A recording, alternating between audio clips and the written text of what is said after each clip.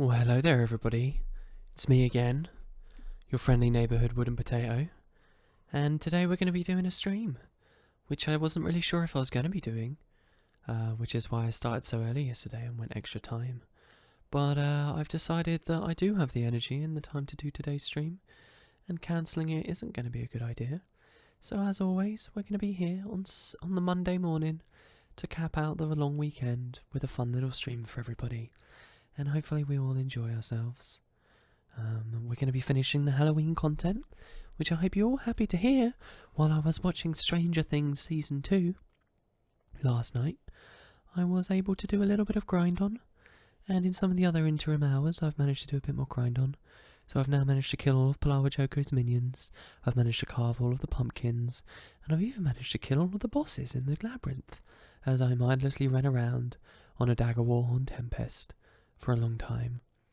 So with all of that said, I think we can have a very fun stream today, and we're 28 minutes early, which is not entirely to be expected, but that's fine. I think it's a lot better than many hours early yesterday. And well, we're unadvertised, but we'll have some funsies. We're going to learn a little bit more about the Mad King Thorn and some of the new juicy lore that the developers released. We're also going to do some giveaways. At the very least, we're going to do some giveaways for people who are using voice channels in Discord. And we're going to do a bit of an update on the guild. And I legitimately think I'm now exhausted on things to talk about. So I'm going to go get some coffee, listen to some more Ben Howard. The song Promise would be a good start as a recommendation to you guys. And enjoy the cheeky little intro. It won't be very long until I'm back. Maybe consider getting a beverage of the warm variety for yourselves. See you guys very soon.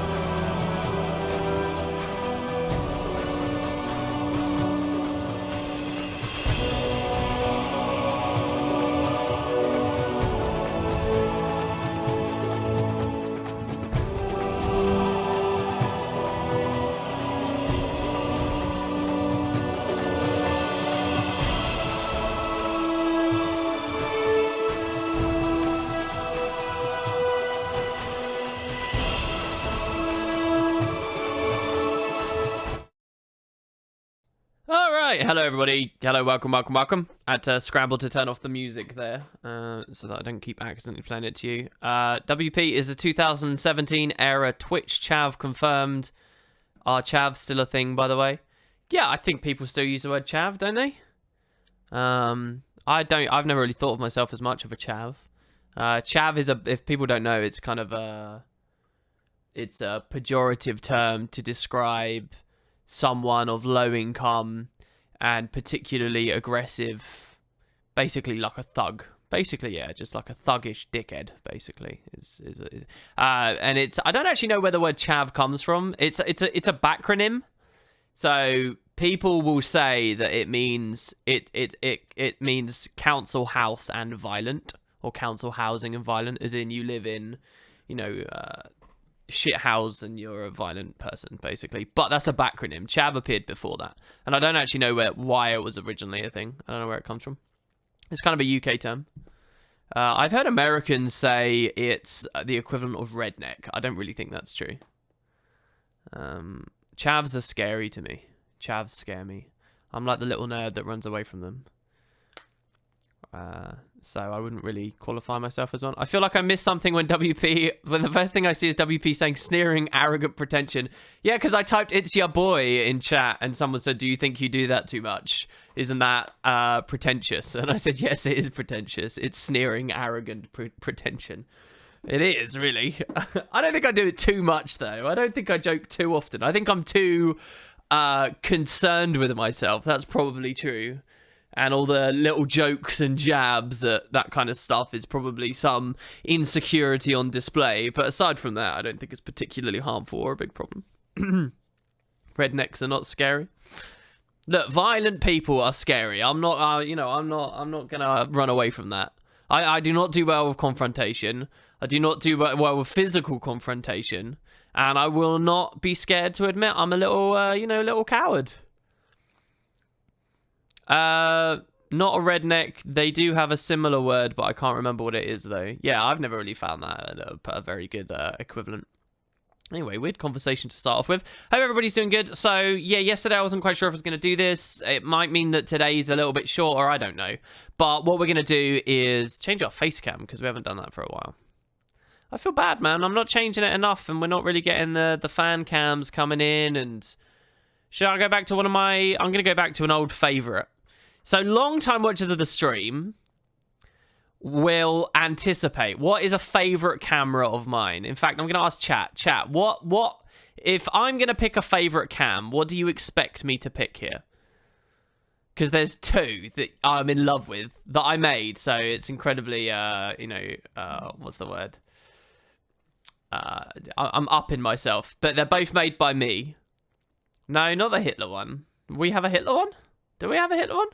MMO Shards. Thanks, dudes. 9 months in a row. It's good to see you earlier, by the way. Rednecks are scary. You look at them in the eye and say hello with a northern US accent next to their gun case. I mean, I think it's pretty easy for us to be little nerdlinger losers that sit in our computer chairs behind a computer screen and act like big men. But I would anticipate the majority of people that are acting as such probably aren't in the real world.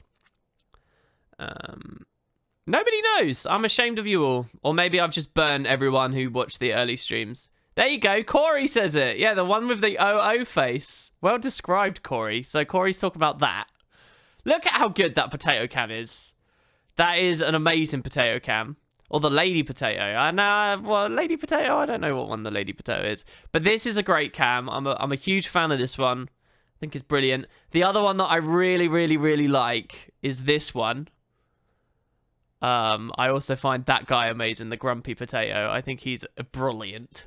And then there's some like really rare ones I barely ever use. This guy's also in the same vein. Basically, if it looks like a toddler did it, I like it. And a toddler didn't do these. I did these as a mid-20-something man. What's going on in the background on the screen? Which one? They're all games from my past, so they'll all be relevant to me somehow. In fact, I think one is a trailer for a game that was upcoming at the time that I've since played. I like the ones with that angle because the shaking make them look impatient about doing something. I like this guy's tiny little eyes. He's like an overweight businessman to me. But yeah. So anyway, which of the three should we pick of the grotesque ones? I mean, there's the dog cam as well. That one's always a fan favorite, right? For Twitch. Twitch always likes the doggo cam. Ugh, I just said doggo. Mario in the background. Yeah, that was Mario 64. Is that the closest approximation of your face in real life? Absolutely. The other one that's quite close to my face in real life is this one. Right there. There you go. So if you imagine a middle ground between those two, I think we're somewhere close.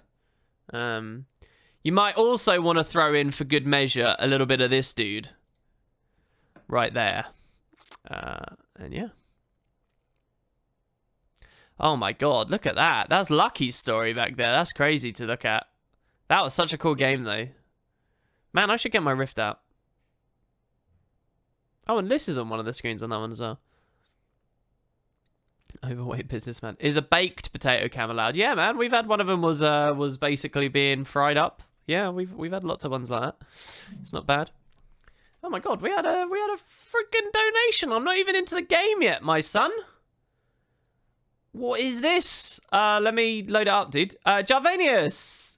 Yesterday you went early. Did not promote your stream. I didn't go early yesterday. We went for like 3 hours yesterday. Didn't promote it and still... Oh, you mean I started early, so no one knew how to tune in. Yeah, and we got a few people. Yeah, thank you very much, man. That's really nice. Why do I get €5 for that? That's so nice of you. Thank you.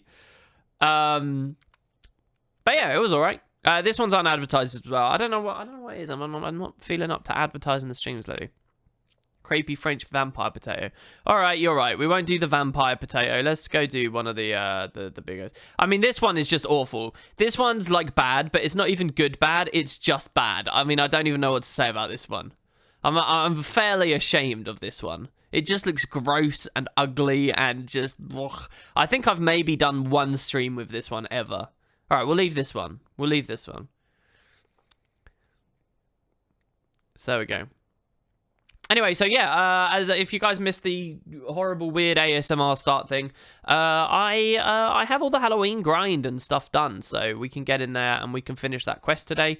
I suppose I've got some other minor stories of things that have been going on as well, but we'll try out. I'll scare away the customers, will I? Well, we shall see. Turtle Emoji says, I remember that. Really? You remember this? I don't remember ever using this. I know I will have, because I know I went through the list of all of them. So I know that it's been on at least one stream, but I have no memory of ever going back to it or using it. So I think that it's probably worthwhile to say it's been up there for like 1 week, and that's it. Demos raid stream. Why would I want to do Demos raid stream? I'll scare away the customers, says you and all. Yeah. I messaged you on Reddit earlier, by the way. I don't know whether you got it or not. Draw over it with some additional features. Deadly Secrets. Listen, man. Listen. Deadly Secrets. All right. I made these when I started streaming, which was now... it was 2 years ago now. All right. I do not have that potato anymore. I hate to break the illusion, but that room you're looking at there, I don't even live there anymore. All right. It's not replicatable. I mean, I'd have to do it on Photoshop or something. Yeah, I do apologize, but the real world rarely works how you think it does. This is not a live feed of my room right now. Yeah, so how's everyone else's day been going just before? I mean, we're going to do EU as well today because we did a few, like 3 NAs in a row, so we'll do EU today. I've already swapped and everything. Ben Lubar says, I mean, you have a room and you have a potato. What does that mean? No, immersion ruined. I'm sorry, guys. All right, well, let's go in while people give me their stories. Royal says, I finally got the Griffin yesterday. Congratulations, Royal.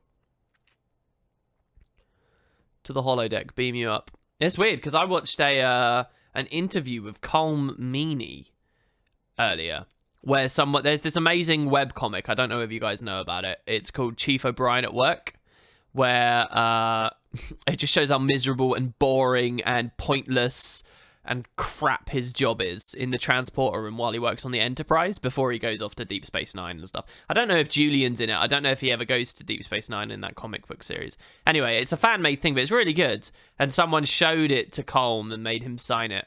But yeah, I watched this into it's weird because I'm not much of a Trekkie. I'm not much of a Star Trek nerd. I'm not much, I'm not a very good nerd, really. I'm not. And I'm only recently getting into all that sort of stuff. Somebody asked me on yesterday's stream as well if I watched Discovery yet or not, and I haven't. But I'm into that side of stuff at least now. And I watched this convention of I think it was a German guy asking the question. And it's crazy. It's crazy to see a Star Trek convention. Let's leave it there. And seeing Colm have to answer people years later. I don't think he remembered the name of his character's wife on stage anymore, which is Keiko, by the way. Nerd creds, hype. Oh, Keiko O'Brien, I know that.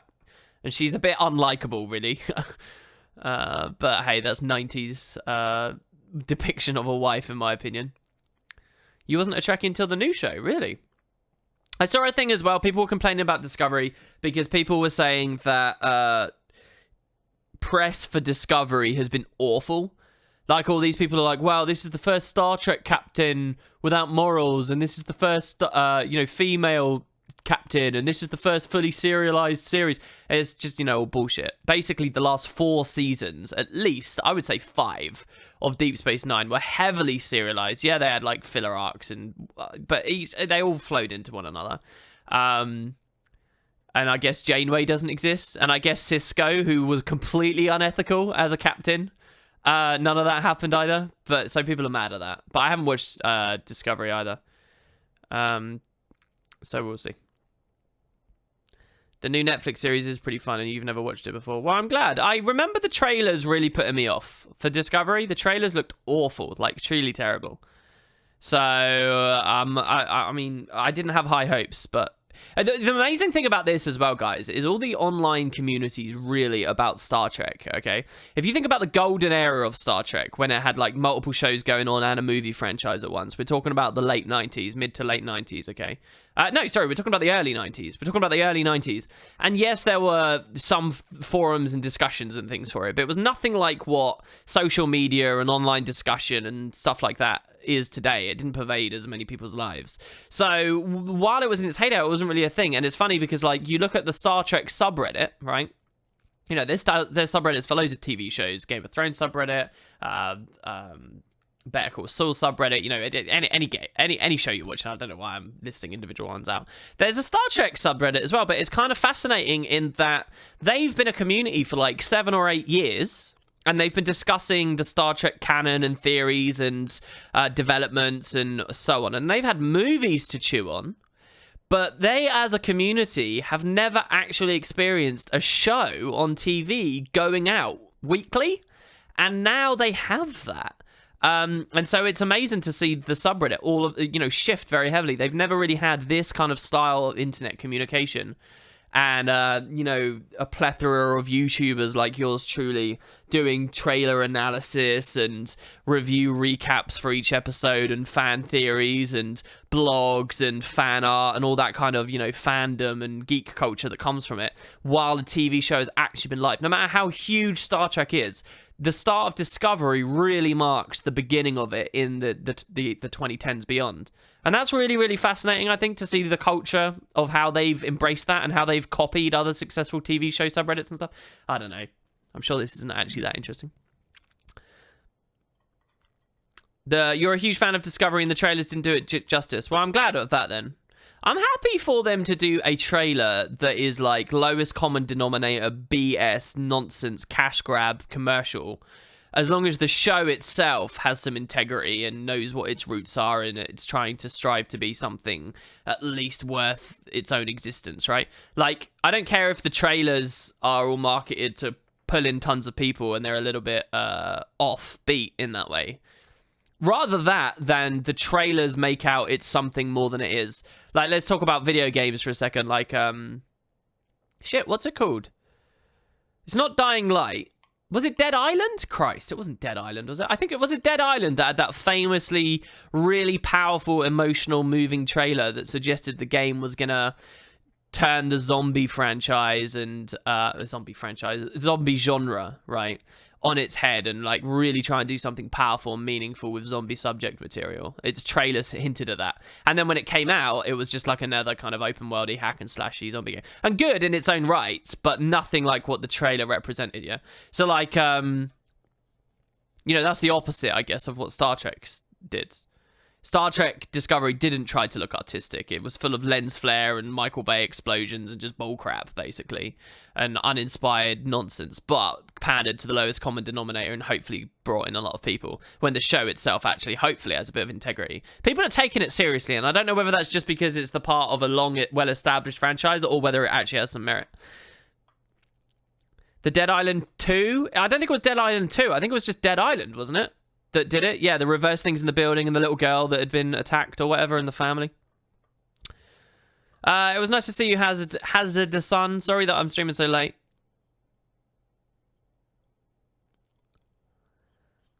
But yeah, that one. All right, so let's go on in and we will see what we've got.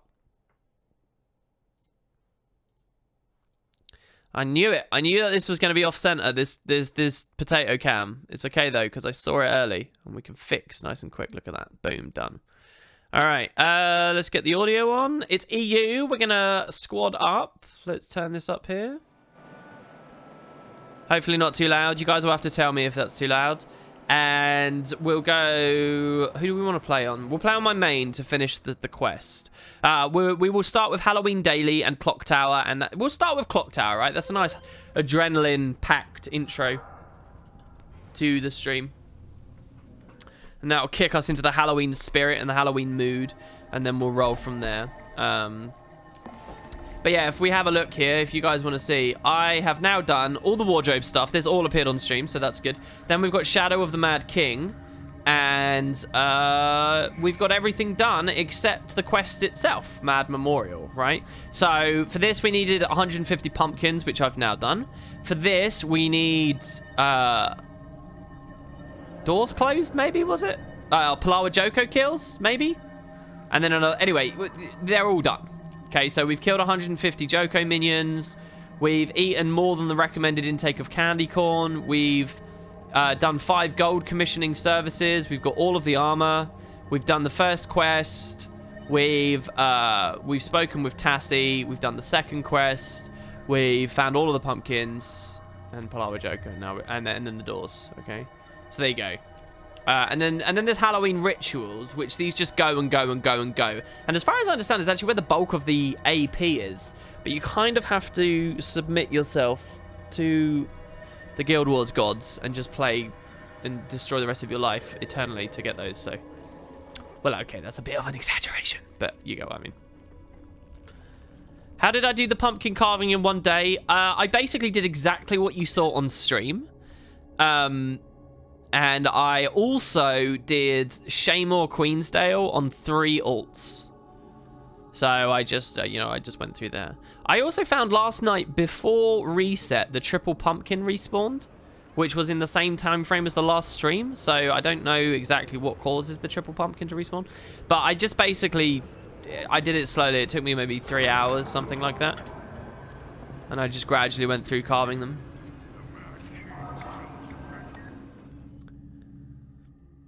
And yeah, sorry, yeah, switch characters and switch instances in the labyrinth. All that stuff counts. All right, here we go. Immediately back into this scary stuff. Thankfully, we don't have the Lion's Arch music though, which is always a plus. I like how many people use the new Path of Fire backs, right? I like it anyway. It's like people really want their capes, so they're going with that. MMO shards, says I'm pretty sure those will come back each year, just as they've been doing other festivals, with progression saved. Yeah, we talked about that on the previous stream. So, I mean, if I wanted the big bump right now, I really cared about AP before POF came out. I really did, and now POF's out, and I sort of don't care about it again. Like, I didn't even realize I was going to get that 33k, which we got live on stream the other day. This is very slow as a start, so I'm a bit worried, but we'll see what we got.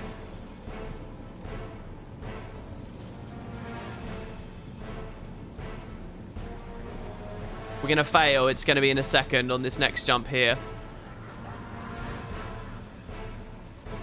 Alright. We've beaten the really tough timer with the clock there. So now all we have to do is chill. I actually got that chest this time too, which is nice.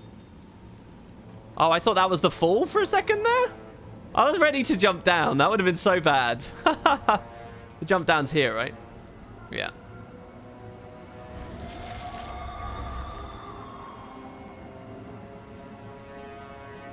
Okay. That TikTok, the audio does so well. The clock tower music is like the complete opposite of the Lion's Arch music. Because the clock tower music isn't that, you know, detailed or orchestral or interesting, really. I mean, it's a good track, but it's the way it's used is so beautiful. Oh, rip to that guy that was near us. You know, that TikTok actually gets you panicking because it matches the gameplay so well. The Lion's Arch music is a beautiful piece that's just used while we're dossing about, and it just ruins it. They're kind of like the complete opposites. Anyway, there we go. I think my funk for the clock tower is finally dusted off now. And you've actually seen that live on stream. I don't think I've done any of this off stream. So you've seen... How many runs was that to get back to a place where I was, you know, pretty quick? Beta A said, you make me feel actually retarded because I can't finish Clock Tower and you just finished it on your first try. Yeah, but if you watch the other streams, this, you know, my first 5, 6. How many runs do you think I've done of the Clock Tower so far this year? 6, maybe 7? They've all been on stream, I think. It usually takes me a few to get into it. This is the first time I've done it, first time. There is a transparent line right of your skill bar. Oh. You're right. Wait, what? You guys can see that. That looks like a scratch on my monitor. Doesn't that look like a scratch? That's only there on OBS. I wonder what's... That's OBS doing that. So I don't know what is causing that. That must be one of my overlays that's doing that. What is the Clock Tower reward? A special armor piece, easy exotic gear. And then quite often it's for the daily. I actually didn't check if it even was daily today. We dinged something though. Halloween daily. Yeah, it was today's daily. Are they the same every time? Let's do the Inquisition as well. Let's roll into that nice and quick. And the more times you do the Clock Tower, you can keep bumping up an achievement that repeatedly goes, and you can get more and more AP. So that's a pretty big component of it as well. Now the Inquisition was from the Reaper in the Labyrinth, wasn't it? So let's go through.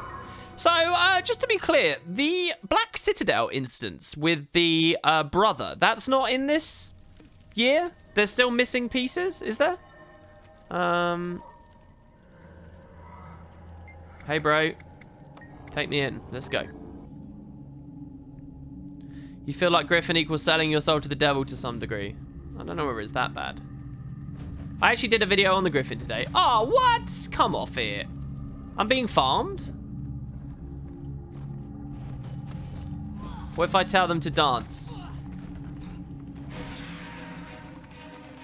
What? They have a hammer, like a renewable straight up just... Yeah, suck it. Yeah, I hit you with that eviscerate. I've never actually played as these guys. Eviscerate.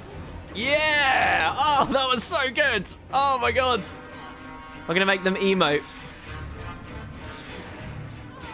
Oh, what did I get hit by? Oh my god, that was really good. Wasn't that fear into that eviscerate badass? Hello, Marinated Quaggan. It's good to see you. Oh my god, I just respawn on the spot. Wow. 1v3 no scope ghost gameplay. You're goddamn right. Alright, so now we get a little bit of that side, the other side of things now that someone seemed a bit pissed off about in chat before yesterday. And we get to see that we're a lot slower. Have I done the rifle thing? No, no, no. I only just loaded in. If you copy paste it, we will do the rifle thing today. I'd love to do that. If you what?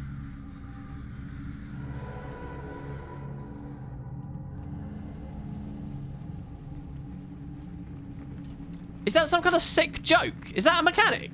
How do they summon fire imps?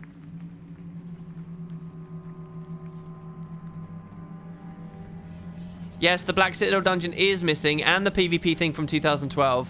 But we did get some new stuff. 3 new armors, Return of the Quest, and new bits added to it. Yeah, the race in the lab. I agree, they did add some stuff. I would really, really, really like the other things to come in again, though. This is from treasure hunting, is it? Looks like they're going to mess me up. Well, there you go. The round's over anyway. All right, we will do another round, even though that finished our daily, because I would love to do the rifle thing. It just depends on Marinated Quag and getting the response in time. And we'll see whether we can do it. If you give the NPCs enough items, they summon the imps. I see.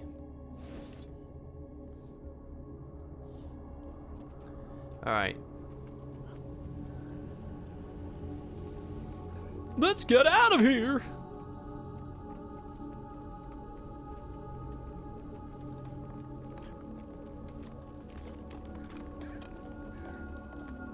Ready? If not, that's unfortunate for you. Ow! This reminds me so much of the horror world in Conker's Bad Fur Day. What a great game that was. And no, I didn't play the N64 version. I played the... Oh god, he's an ally. Okay, good. I played the Xbox Shoot Me, but I still enjoyed it. Oh god, why is it playing epic combat music? What? Okay, now it's gone. I need a bone. Right, let's see here. Torch. What does Samson want? Black goo, and that's what I've got. Nice. There you go, bro. Take that black goo. And you can take this black goo as well. Alright, here we go. Marinated Quaggan's got it. He says, you grab a hammer from the middle. Okay, so first job, we need to grab a hammer from the middle. Then he says, find one of the red alarms, preferably one of the ones in the south. And then we need to hit that alarm with a hammer. And then we need to spawn boulders. Grabbing the boulders, we can throw at hanging pumpkins. Smash one of the stones at the entrance to get a jack-lantern, or give it to the king thorn in the middle. I don't know. We smash a pumpkin, then we take the pumpkin to the stones to get a jack-o'-lantern, and then we give the jack-o'-lantern to King Thorn. Okay, there's the hammer. Okay, so we got the hammer. Now we need to find one of the red alarms, and preferably the one in the south. So let's go back down south. We can do this, guys. This is like the ultimate Easter egg. And what a legend. He typed it from his phone. No worries, dude. That's very cool of you that you've typed that from your phone right there. All right, let's go down here and see. All right.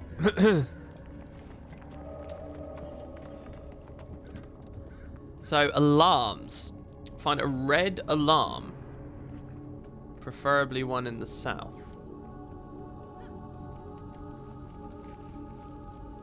What might a red alarm look like?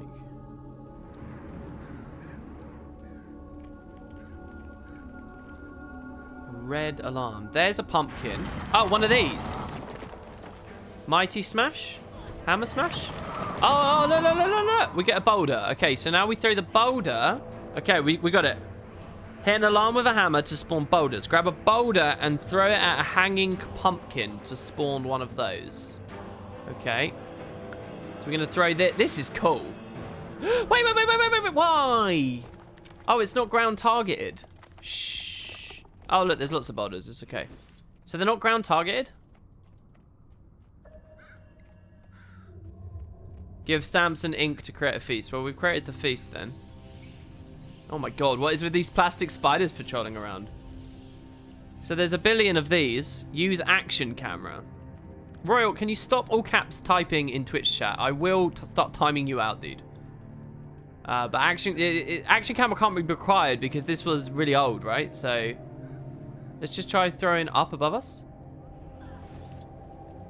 Nope, that didn't work. I'm going to pick up a bone for safety while we go back to this thing. I think the alarms... Yeah. Pumpkins are right there.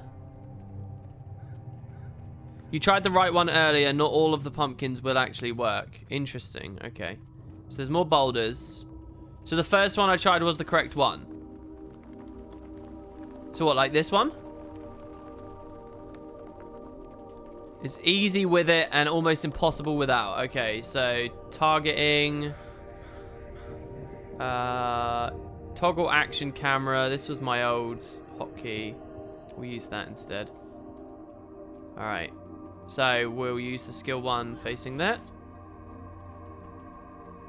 Oh, okay, we got a pumpkin. Oh, this is cool. Man, I miss action camera. Action camera is cool, isn't it? All right, we got a pumpkin. Smash the pumpkin over my foe's head for a 2-second daze. I feel like this should be a bit stronger. I know that it's all about the egg, but maybe it shouldn't be all about the egg. Maybe it should just be a valid strategy to get this far. All right, so now we take it to a torch to get a jack-o'-lantern. Smash one of the stones to get a wait. Hanging. Smash on one of the stones at the entrance to get a jack-o'-lantern. Don't drop the pumpkin or you lose it. Smash one of the stones at the entrance. What, one of these? Do we smash it on one of these? Oh, people in chat aren't helping. There's stupid stream delay. Stone equals teleporters. Teleporters, okay. Wait, what? What teleporters? I'm not sure these descriptions have been good enough, guys, for my puny brain. Down below, the faces on the ground. The circular platforms. Circular platforms that are faces that are on the ground. Stones with face. I don't remember. Oh, those. Right? Like this? Oh, it's totally a face on the ground. This is a circular stone platform. There's a face on the ground. No, come on, bro. Please. Please, for the love of God. All right. I'm going to take the advice of the guy from yesterday. Oh, my God. He actually bailed. What a loser. Is that a bad guy as well? No, it's not. All right, here we go. All right, we got it. Oh, no, it's over. Wait, whoa. But we got the jack-o'-lantern. All right, look, we know, though, quicker now. We'll get it next time. We actually got an AP for that as well, an achievement for that. That's funny. All right, here we go. We'll go again. By the way, anybody who plays on EU, you can come join in on this if you'd like. All right, we'll do this nice and quick this time. All right, good. I thought I was going to be a baddie. Man, those stones with the faces, they were really interesting. Give me some flashbacks right there. All right, let's get going.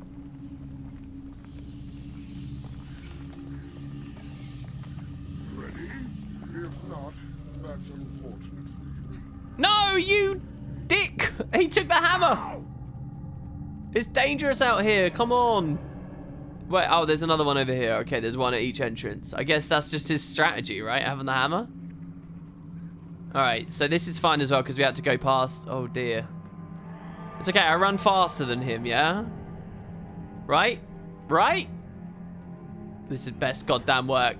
These don't, oh wow, they give me points for narrowly escaping as well. Oh my God, this is, do I need to run to allies? There's a thief, I should have gone the other way because there's a thief. The skeleton, scarecrow, sorry. Oh, now I'm in combat.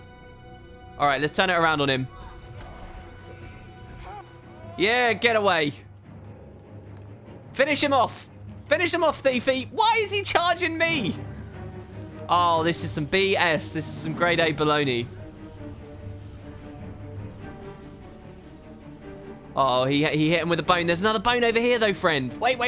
There's another bone. Hold on. Yes! Oh, okay. All right, we're good. We're good. Woo! We had to sneak him over there. That was pretty good. That was actually quite fun. You always go around a corner and then insta stealth. Yeah, LOS. Oh, no, come on. Okay, that was not good. That's a respawn kill. He respawned on me. A question, where can I enter this game mode? It hurts to ask, but I have to. You go to the labyrinth, and then you can speak to the Grim Reaper that's there, and he'll take you in. Hey, actually respawn killed me. Can you guys believe that? Wrecked indeed. Damn it, I'm going to drink a bit of my Fanta. We just have to wait now, don't we? We can't do it as a baddie.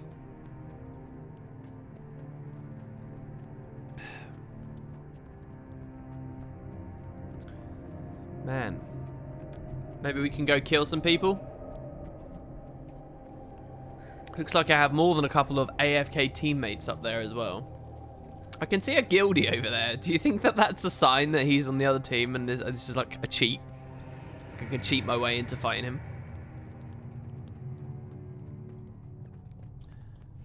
Oh, so the ghosts can take these as well. Oh my god, a bone gives me a different thing. What? I can get traps? Bury a... Guild Wars is truly a brilliant platform for extending on gameplay mechanics and things. Like, just the environmental weapon thing and how a lot of the combat and stuff works. You can really tell from this early stuff. There were so many different ways to take this game. This is really, really interesting. Build a bone. Build a bone. Bury a bone. Build a bone, you know what I'm saying, ladies? Bury a bone, bonding you to the location. When a villager triggers it, you will be teleported back. So this is like Shadow Trap. Does that, is it permanent? Does it LOS? Do I fail, you know? Oh, so teleporters. It's because when I'm on this team, I can use these to literally teleport around.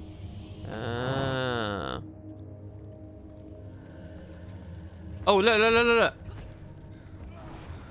Oh, how do we... Can we... There you go. Oh, he landed in someone else's trap. Or was that my trap? I don't know whose trap that was. Let's fear him. Yeah, one of us. One of us. He had a hammer as well. I wonder if he was trying to do what we were doing.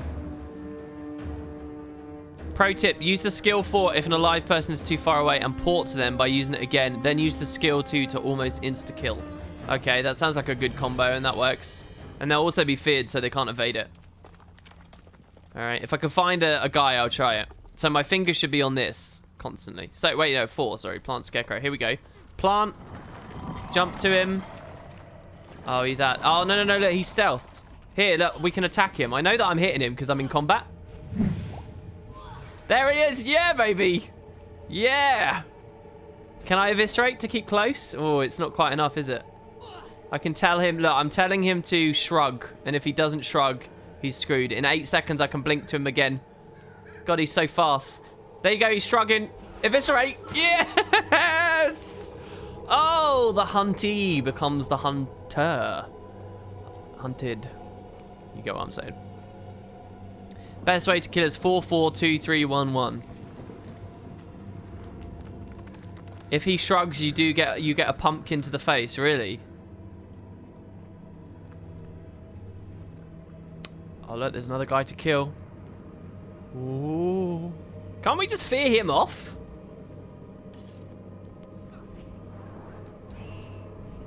Yeah. Please tell me I at least get credit for that. Do I get credit for that? Oh, no, he's over there now. Oh, that's why he used that strategy, because that doesn't kill him. Ah. Marinated Kraken says, have I gotten it yet? No, we got killed. Oh, no. I was just too slow on the first round, and then the second round, which is this, I got killed basically instantly. I love Guild Wars and probably always will, but for the past week or so, I've been getting into Warframe, and it's yeah, Warframe had some kind of resurgence. I think some big YouTuber basically like started propping it up, right? Which is good on them, really. All right, so let's try again.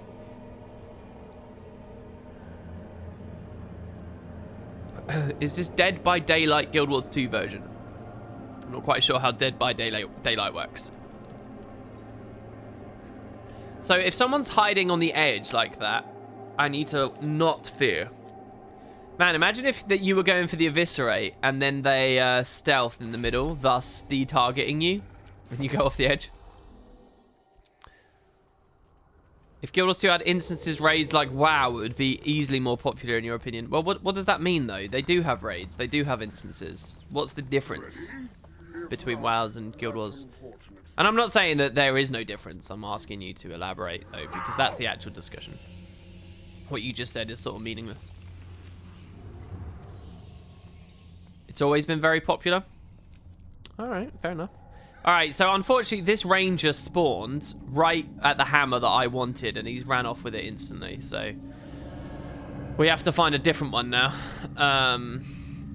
I don't know how did he manipulate it to spawn at the perfect place? And now he's at the trap. I think he might be watching the stream and doing it before us, which is a shame. So we won't be able to show it off in this round either. Unless the Mad King just gives it to anyone and everyone. I don't know. Oh, come off it. Are you serious? Really? What do? I evaded the... Oh, I evaded the fear, but I didn't evade the, eviscerate. What does he want me to do? Ponder. Which one's ponder? That one. Oh, that was cool. Oh, no. I messed up big time. Come on. This is bullshit. I'm not streaming this. I'm not doing this again. If I'm deliberately getting hunted...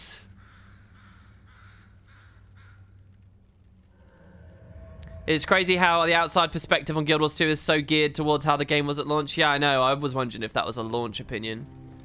If they didn't know. It's low-key popular and they just put out a massive update. Yeah, and they paid a YouTuber to do a video on it. You can't even dodge the eviscerate. Really? That's unevadable? I know that regular eviscerate was bugged like that for a while.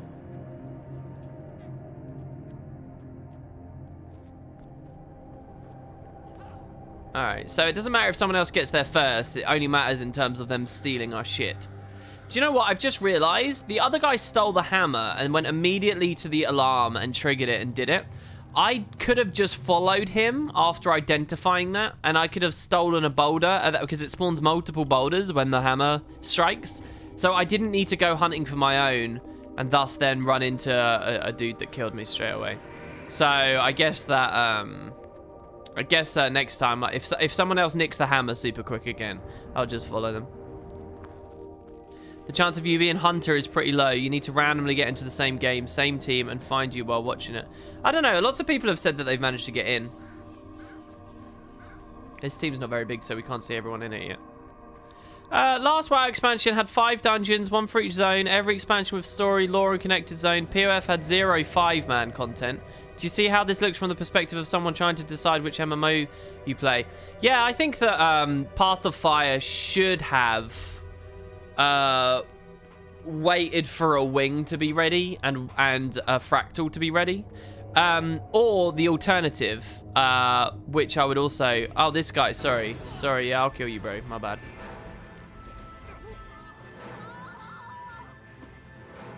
Why can't I cast it? Oh, is it because I'm knocked down for about 1,000,000 years?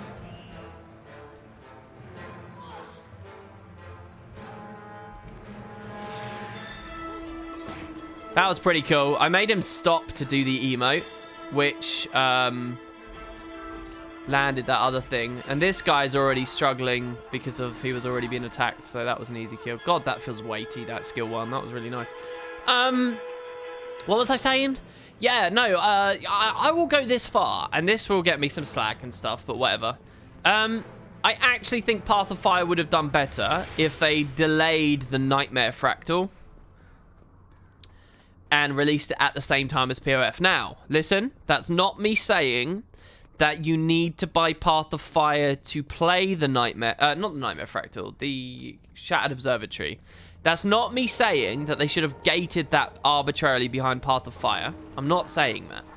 But what I am saying is they could have released it all together and maybe had a little bit of official communication about that. And I think that could have helped. At least helped. I don't know, it's a shame because I think there's a very, very, very extremely thin line between the presentation of content in this game that determines whether people actually think there's 5-man content or not. Like, if we imagine a world where core story was delivered differently, just a little bit differently, and had always been delivered a bit differently, thus that it was more rewarding to play in a team. Because I think people forget that. You know, I think that... like, Guild Wars Nightfall... okay, was capable, and it's a good comparison because same region of the world, and I guess, and stuff. Guild Wars Nightfall was capable to release and not have any kind of formal endgame whatsoever on initial release until later when Doa got added. And that was never something that anyone would ever have thought of batting an eye at because so much of the game was team playable. Now, yes, heroes were controversial, and the fact that you could bypass a lot of this stuff. So if I crit, is that actually a help, or what's the situation there?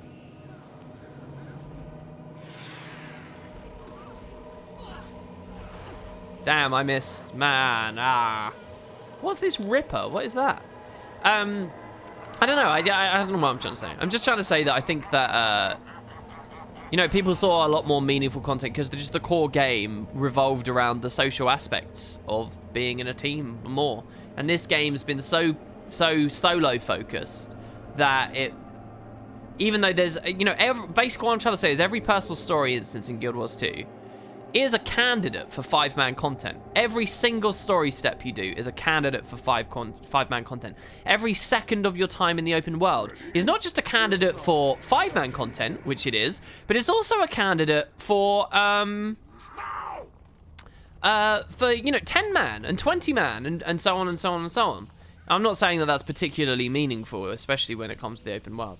But that's sort of the point. It's the way that a lot of it's presented. And I think it's only slight tweaks. The line is quite thin, is what I'm trying to say. Anyway, yeah, I definitely see... when people say, oh, I'm not getting Path of Fire because it has no endgame content, or it has no raids, or it has no fractals, and it has no PvP, and it has no world versus world. When I see people say that, I do believe that comes from a place of ignorance. But... I don't also blame them for having that ignorance. I do think that's on Guild Wars for the way it packages and presents itself. So, you know, that's not a judgment pass on those people for being ignorant in that capacity. There are reasons for it.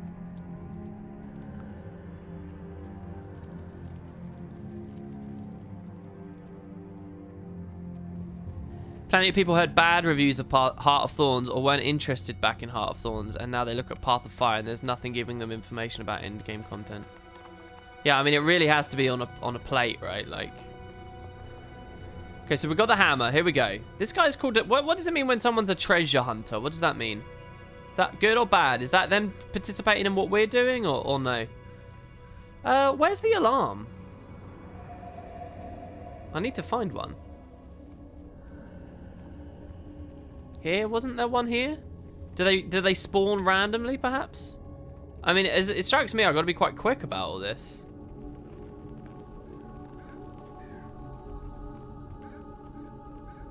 No alarms around here. Or here. I love this guy that's following me. Whoever you are. There's an alarm. There's a thing pinging, so I'm going to go over there. Unless that was just an ally doing it. South WP, you're going west. The only alarm on the map is not down there, though, is it? There's not just one alarm on the entire game. Here we go. Alright, boulders. Okay, so now we need jack-o'-lanterns. And that's going to be a hell of a walk if we miss, so this is why people recommend the south, because there's no jack-o'-lanterns elsewhere. Hello, Lucky Germ. Welcome, welcome. There seems to be some good chat going on now in Twitch as people start to notice I'm actually live. I will have a look soon at what we're talking about.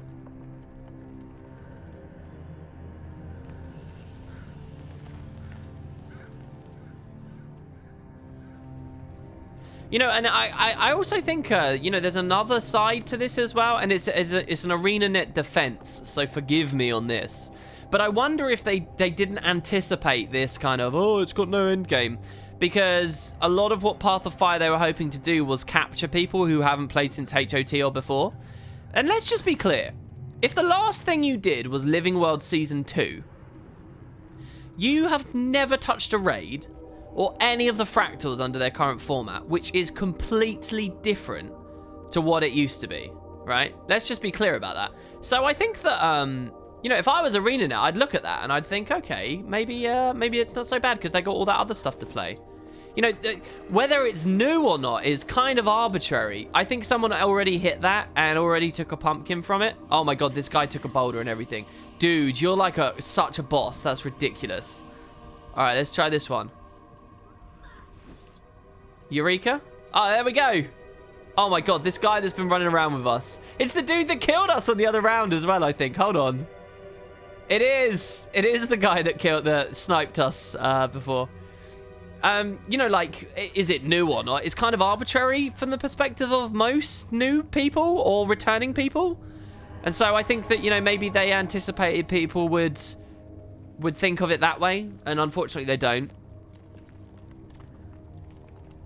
All right, okay, now we smash this on this. I feel like I've missed a step. No, I haven't. All right, cool.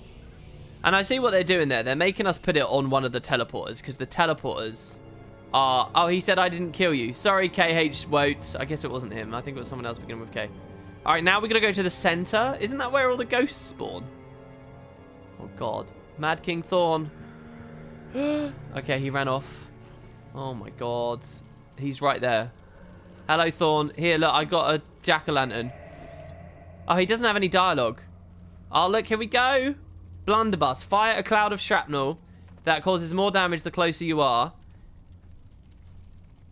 Oh, he's invulnerable. Oh, my God, you only get 1 ammo? Oh, what? And now I can just punch them. I can rifle butt them away. KH wrote, he's a good guy. Oh, he's invulnerable as well. I evaded the fear. I don't know whether he knows I'm here.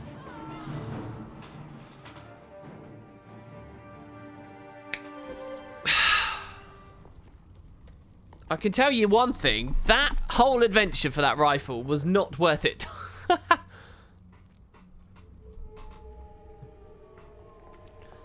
Find a feast to get more ammo. Rip. Oh, feasts replenish ammo, do they? That's interesting. I kind of disagree with WoW raids feeling more epic than Guild Wars 2 raids. All right, there we go. So anyway, Marinated Quaggan, thanks for the MVP guide there. Thanks for the escort to KH Wote as well. You were a legend. And, yeah, that was pretty good. All right, let's see here. Welcome, Anve. Luna. So Luna's argument is this, that WoW makes raids epic. 7 to 10 bosses where it would take more than a week to progress through. I really love the Bastion and the story. I just wished it lasted longer. Yeah, but Luna, I get what you're saying, and I think that really insane, you know, feats of gaming should exist in MMOs and so on. Not just MMOs, lifestyle games, as they call them, right? I believe in that too, but you got to read the room. This is Guild Wars, and you know, what I do online, right, is talking. Yeah. And I think anyone who does what I do, they're going to get something controversial under their belt at some point. They're going to say something that ticks people off. They're going to say something that gets people unsubscribing and angry at them. You know, even ridiculously angry for a really long period of time, like well past any reasonable attitude, right? My biggest thing for that, I would say, I don't really take that many hardline stances on things. I don't really say that many controversial things. I might in like a tongue-in-cheek wry way, but if someone gets ticked off by that, then, you know, I don't really care because, you know, they're clearly missing the joke. But one of the only things I've ever really said that genuinely got me like a lot, you know, people saying, oh, I can't stand WP anymore, I don't want to be his fan anymore, blah, blah, blah, this kind of, like, genuinely really aggressive, angry, disappointed people who say that I'm, you know, arrogant and I'm elitist and blah, blah, blah, is for daring to say that I don't think easy mode raid should be a thing and laying my discussion out for it. And some of my tone in one of the streams where I was talking about was a bit off. But generally speaking, you know, like, you got to read the room. This is Guild Wars. People don't like hard stuff. Not really. It doesn't benefit ArenaNet to do overly difficult things. You know, Bastion of the Penitent being really easy, that kind of almost feels like it has to be that way because so many people just have like this incredibly fierce stance that they will never raid, they will never touch it, they will never look at anything that requires a lot of them, ever. It's not for them, and they hate it. And I personally really am disappointed. People think, and I'm not quite sure where it came from, but people will spout like this nonsense that Guild Wars was made for casuals. Guild Wars was supposed to be the casual game, and you know, it loses its soul for not being a casual game. I can't find any dev quotes ever really saying that this game was only ever for casuals and that it was always supposed to be the main casual thing. I've seen a lot of quotes about them saying it respects their time and that they value that a lot, but Guild Wars 1 had that too, and Guild Wars 1 also wasn't scared to pursue very difficult stuff.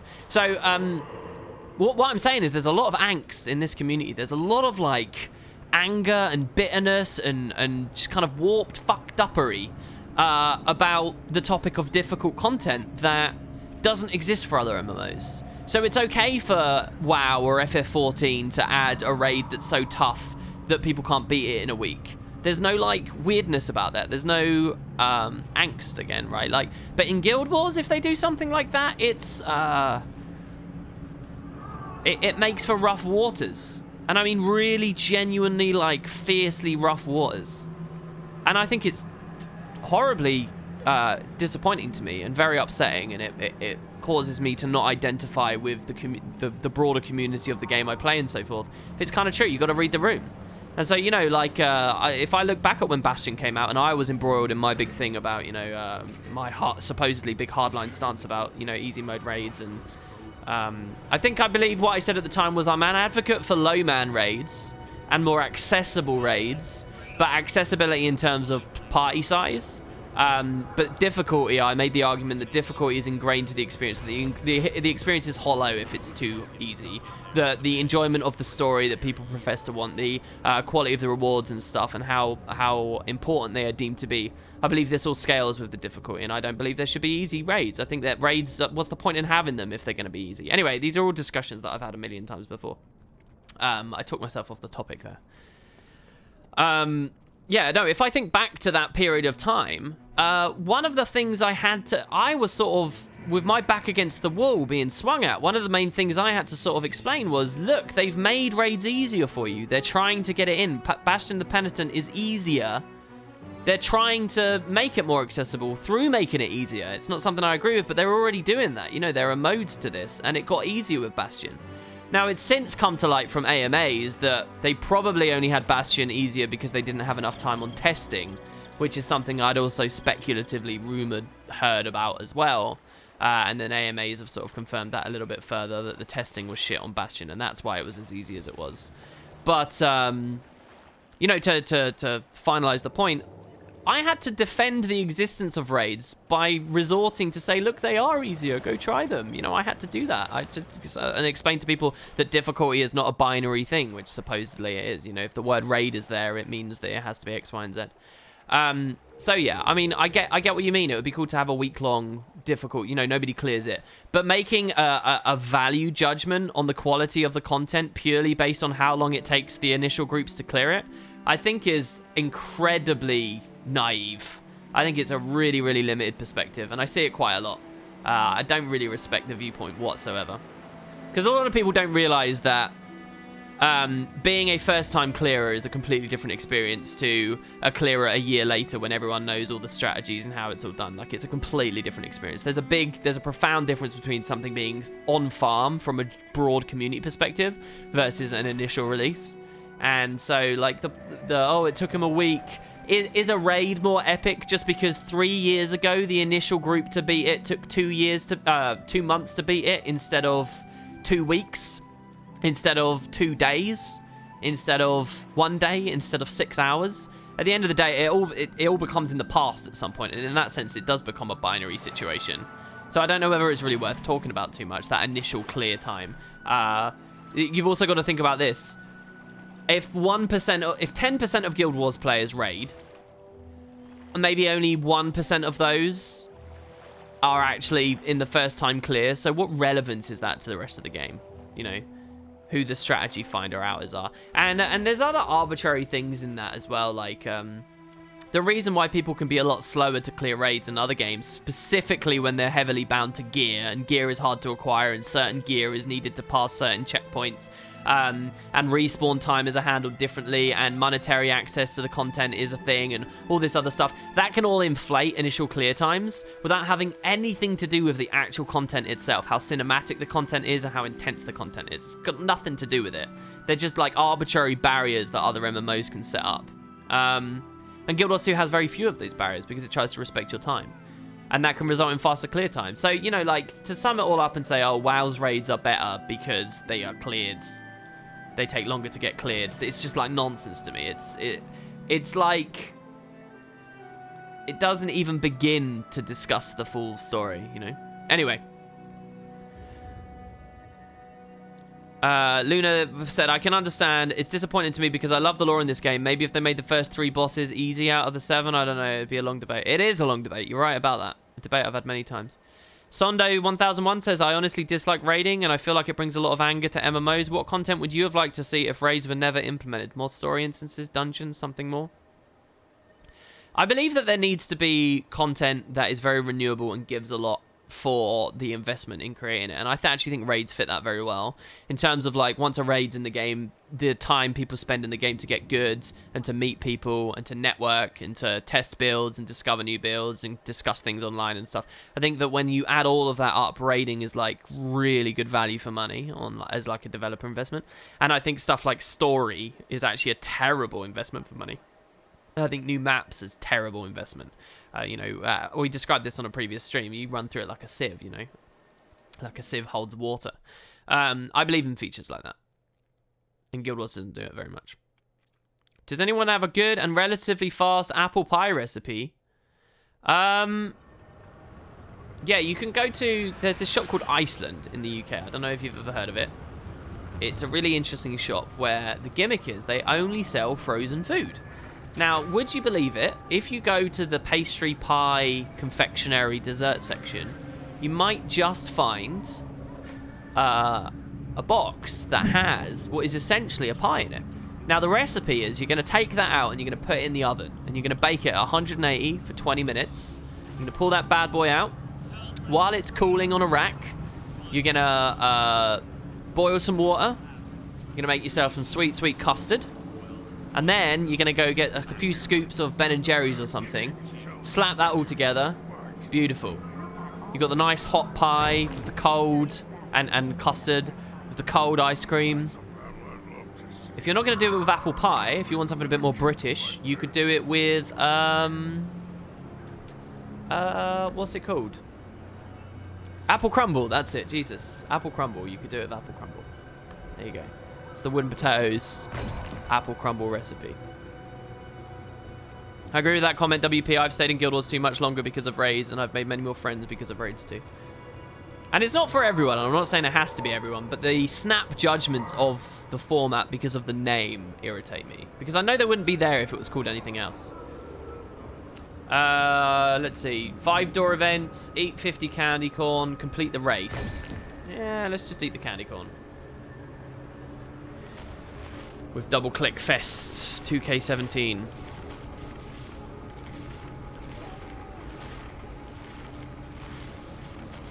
More frequent raids would require more manpower on raid teams, so you kind of have 2 raid teams as to rotate, but they kind of did that already. I believe they said they made the Spirit Veil and then they split in 2. Half made Wing 2 and the other half made Wing 3. And then they all recombined again later for Bastion. But Bastion came out really slowly. There were a lot of delays on Bastion. I can't remember what they said those were for. I don't know. It feels like that was a long time ago now as well. I'm looking at this now and I'm wanting to throw a rocket at it or something. All right. Okay. So that's daily done. Let's do Mad Memorial then. Let's continue, shall we? And we'll finish this story of Mad King Thorn. Should we tell them about donations? Oh, did I have a donation? I'm terribly sorry. Hold on. TY, for your thoughts on raids. Have a good day. And no worries, man. No worries. Thanks for prompting a good discussion. Oh, it's Times of Men. And Ewendor again. So, Ewendor says donation train PogChamp. Nice attempt there, dude. Thank you, though. Another ticket right there. Times of Men as well. It gave £10. It's been very hard for me to catch the streams lately, they say. Thanks to Waldir for keeping the consistent donation dream alive. Thanks to Waldir for keeping the consistent donation dream alive. Let me scroll down. Yeah, and the other one today was Jarvinius. Thank you very much, guys. I really appreciate that. Thank you very much.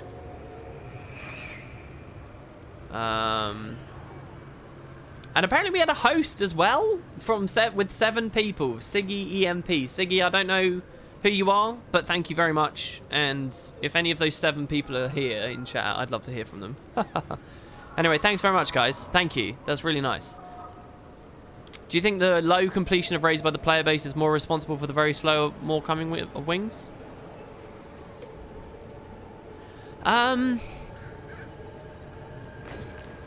No, I don't. Maybe. It depends how...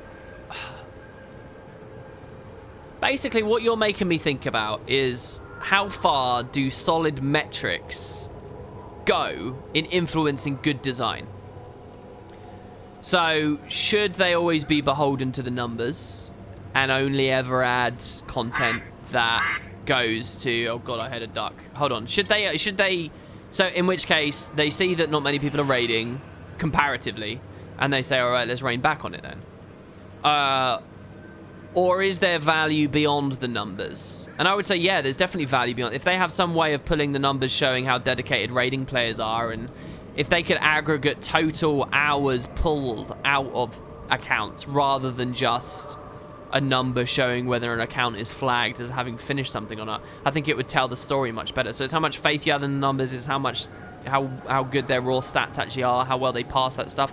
You know, when we talk about Corteria issues, again, a fun one is Zaitan. And, you know, this discussion is there as well. Do you rebuild Zaitan when your metrics show that only 2 accounts in 1,000 even get to the boss? What's the point in rebuilding it if only 2 in 1,000 get to it? So then you have to look into more qualitative advantages for that. Reviewers having a better impression once they get to the end. The value of the excitement you instill in the player base, knowing that there is a really good carrot at the end of the stick now instead of just a limp, you know, horrible DOS. You know, there's stuff like that, which is much harder to just be expressed through raw numbers. So I don't know. NG Laru's got another thing. Talk about the money. Just check gem store purchases from raiders and see if they're worth catering to. You got stuff like that? All right, we got a duck. Let's have a look at the duck. What? Oh my God, that was huge. Luna Buho, the person who was talking about raids a second ago. Dude, what? £37.90. That is nuts. Oh my God, you didn't even leave a message. I thought you were leaving the stream. The way you said thanks for the chat, it seemed like you were leaving. Dude, what? What do you do for a living? Let me just ask you. That's crazy. Thank you very, very much. £37.90. I'm wondering what currency you actually donated in. I'm guessing that could have been 50 euros, maybe? Question mark?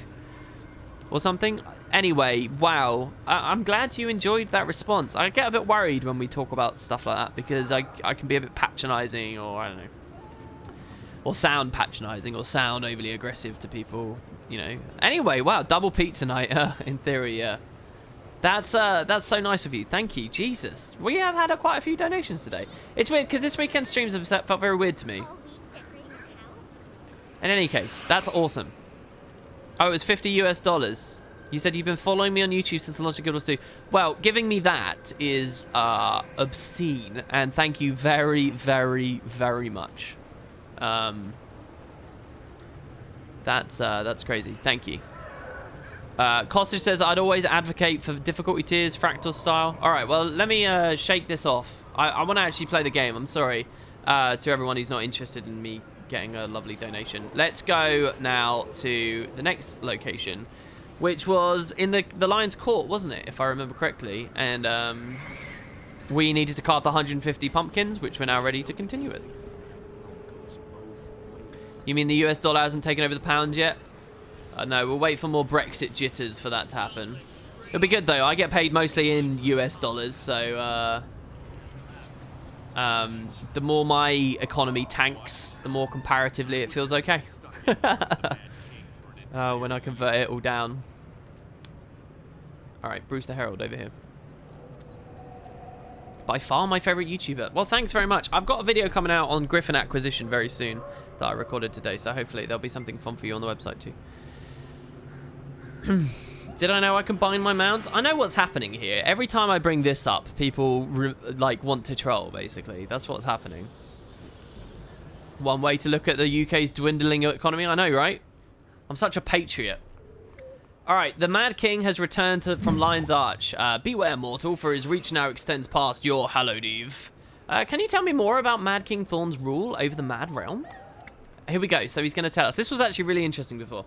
He says, very well, the grim news has been heard for now. Wait, what? The grim news has been heard for now.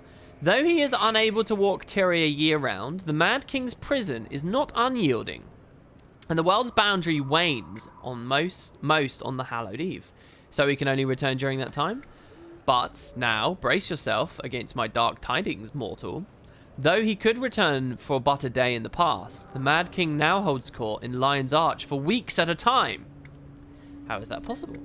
His eldritch bonds weaken. His court delivers the tools of escape, and the mortals yearn for his return. One day, the Mad King may be free for an entire month. Thanks, I'll make a record for your story. So this is actually the story that was going on in Guild Wars 1 as well. He was getting weaker and weaker, and there's so much I need to remember about this, about the candy cane guys, like the lunatic court and all of that. Also, Bruce the Herald. Okay, alright, listen. Now, I promise you guys I've not wikied anything. There are a few occasions where I genuinely surprise myself and I get to be a smug little twat, okay?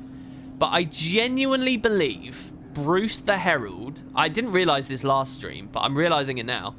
This is a Guild Wars 1 character, and I'm 99.99999% certain he's in Lion's Arch and he's a Necrid Horseman. So I'm going to make a record of his story there. And I'm going to go to the Guild Wars 1 wiki now, and I'm going to confirm if I'm right or wrong.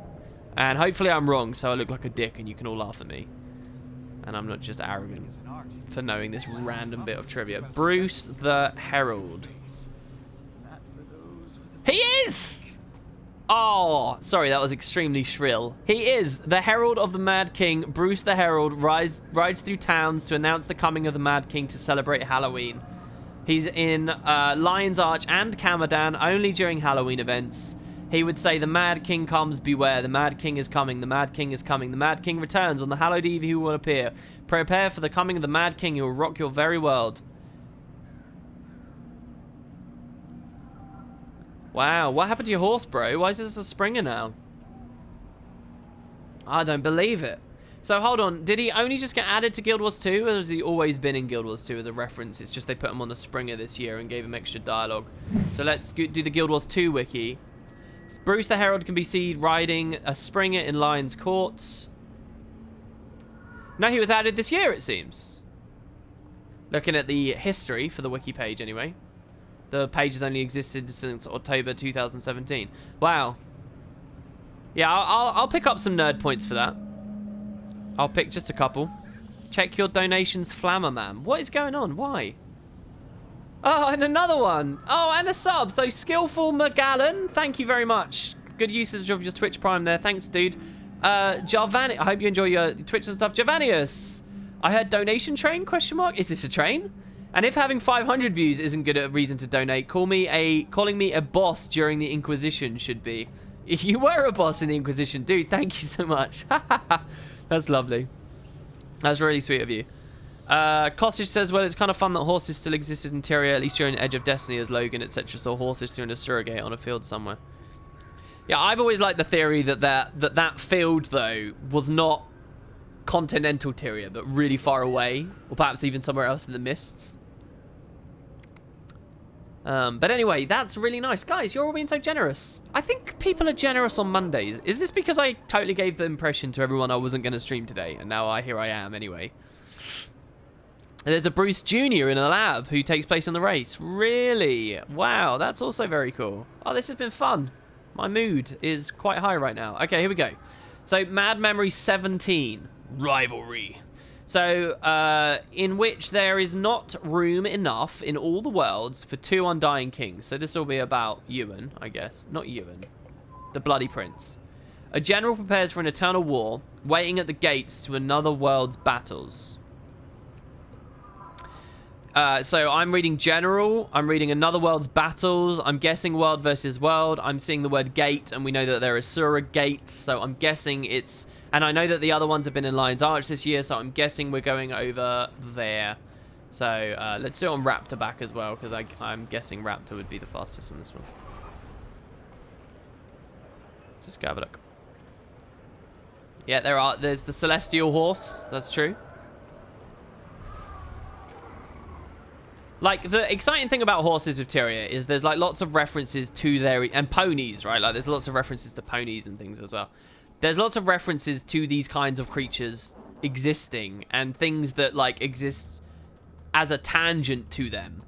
But they themselves have not been implemented, right? So we only see the effects of a supposed existence rather than an existence itself. And that's quite thrilling to me, and I've always liked that. So here we go. We've got his general, and obviously he's Halloween related, so let's see. Halloween is in the air, which means one thing. It's time for the annual trampling of Palawa Joko's pathetic rabble of an army. Oh, we're talking about Palawa.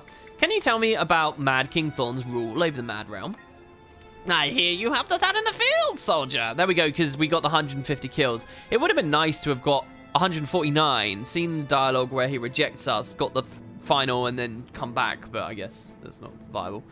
Let's give you some intel. Joko's lackeys are always looking for a chance to take revenge, but we are eternally vigilant.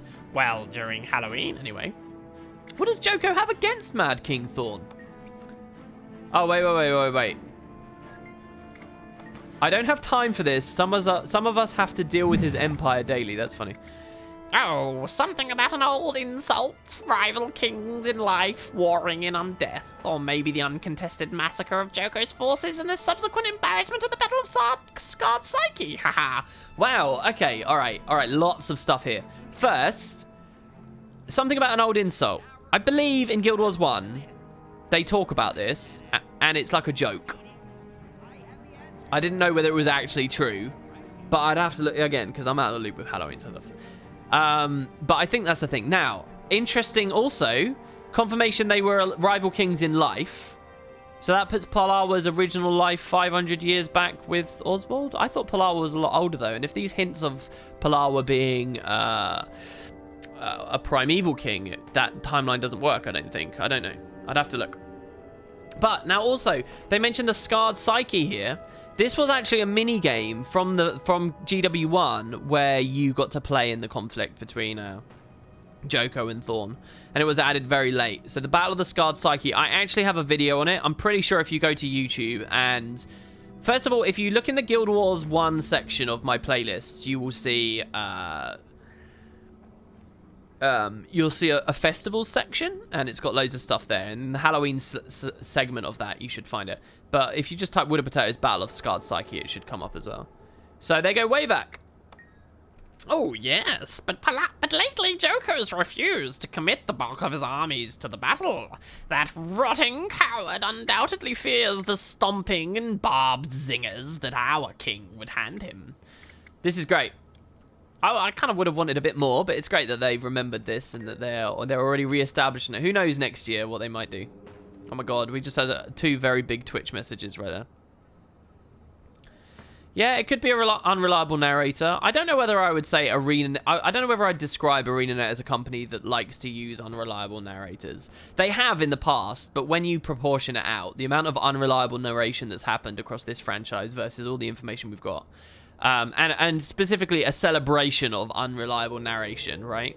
I don't actually think they do it that much. I've always loved it when they do it, and I'm a big fan of it, but I don't think they do it that much. It's not like other large RPG franchises. I think if Elder Scrolls can be credited for anything from a world-building lore perspective, it's usage of unreliable narration in all of its documents and texts and things. Like, it's always evident that this is, someone's perspective. And they play with that so funnily. There's an amazing book series in Oblivion where you can read about the various towns. And as the series goes along and you're just reading these tourist guides about the town, you realize that the author of these books is an incredibly conservative, religious, nut who just hates and passes judgment on everyone. And it's amazing. And it just slowly filters in throughout all the books. And except in some places where it's really quite blatant. And it's a lot of fun, I wouldn't describe ArenaNet as ever really being that good at that stuff. Anyway, Rain Pumpkin says, NPC, are your ears full of candy corn, soldier? Oh, here we go. This is the NPC dialogue. Are your ears full of candy corn, soldier? We can't debrief until Joko's minions are sent home crying, or whatever the embalmed equivalent of crying is. You, acting as a non-path of fire. I'm eager... Oh, that's this guy. I'm eager for battle, but do I need to go all the way into the Crystal Desert? You're in luck, soldier. Scouts say someone kicked up a fuss in his kingdom, and Joko shipped some troops our way. Easy pickings. Check any coastal areas northwest of the desert. Oh, so this is why people were saying to go to Mount Maelstrom. Halloween added Awaken to Mount Maelstrom, right? And that's the idea. Oh, wow. And Marinated Quaggan did it at the same time. Rain Pumpkin and Marinated Quaggan. Are you guys a bit freaked out by that? Or are you just copy-pasting from someone much earlier who did it? Jesus, that's a bit weird.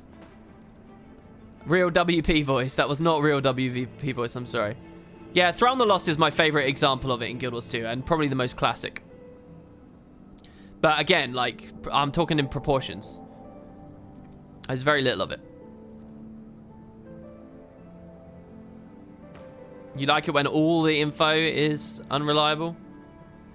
Yeah, I mean, I'm a big fan of it too. I've always liked it when Arena Nerd have done it. I'm trying to think of some other examples.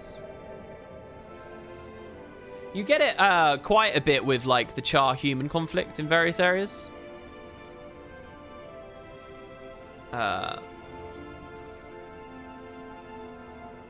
Alright, so we're at 18 now. Binding Agreement, in which the Mad King's followers recruit fresh blood into his court, ever awaiting King Thorn's majestic return to his first kingdom's throne.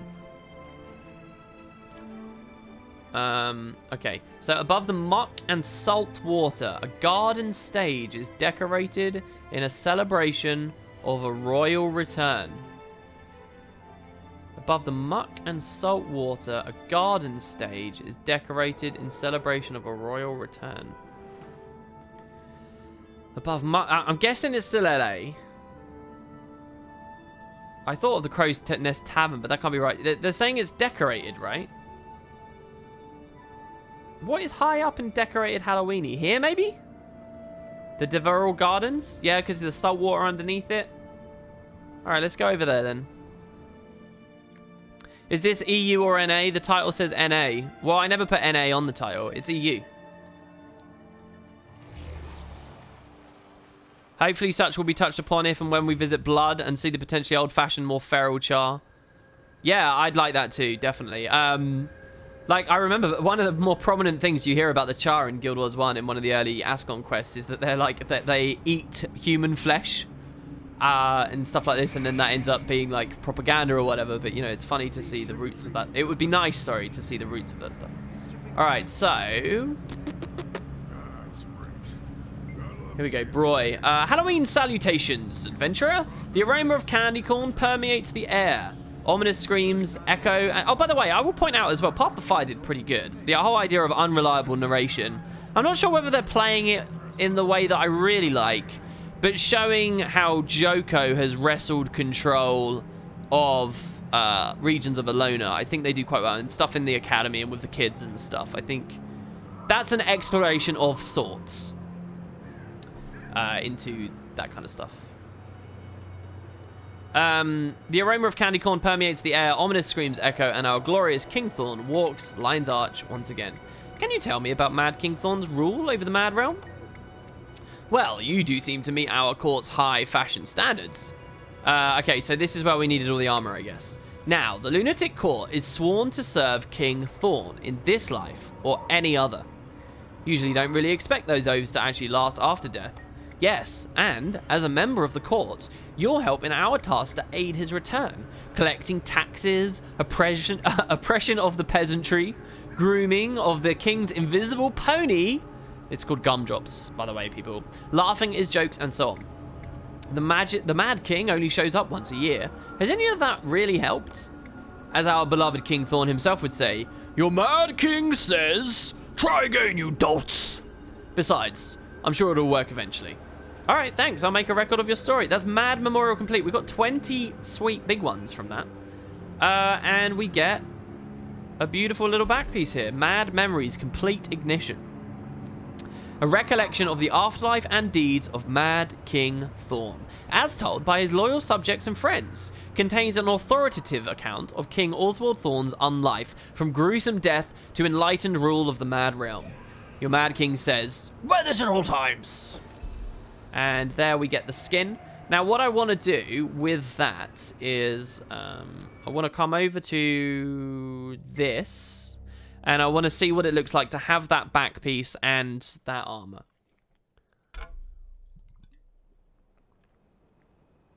All right, let's see. And I guess we'll carve that.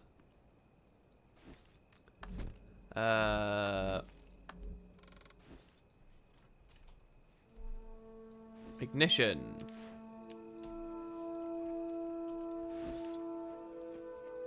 Okay, so this does create a light around us. Is it blue colored? Yeah, purpley? It's kind of purpley, isn't it? That's nice. And we can double that up with a torch. What if I have any purple torches that would play off of? I think it's quite pretty. So the final one, what's the deal? Is it a skin upgrade again for the next tier, or is it just going ascended? What's the deal with that, guys? I'm not going to get it on the stream because it costs tons of money in candy corn and stuff, and I don't really have much money. I got 54 gold. Actually, that's quite a lot. Yeah, all the farming I did in the labyrinth, I got quite a lot of sweet dough from that. And I've still got like 3 stacks of trick-or-treat bags that I got just sitting around waiting to be sold. I think each sells for like 7 gold, so that's another 21G on top. The final one is still exotic.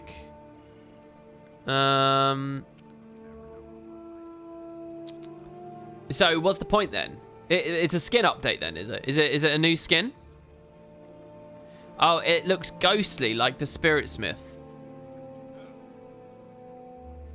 Oh look, we got a big man in chat, Thormerm, who's super wealthy, and he likes to pretend that 50 gold's not a lot in Guild Wars. Let's all marvel at his incredible wealth from that beautiful humble brag right there on display. It's transparent. I don't know whether I think a transparent one would necessarily look better. That's interesting.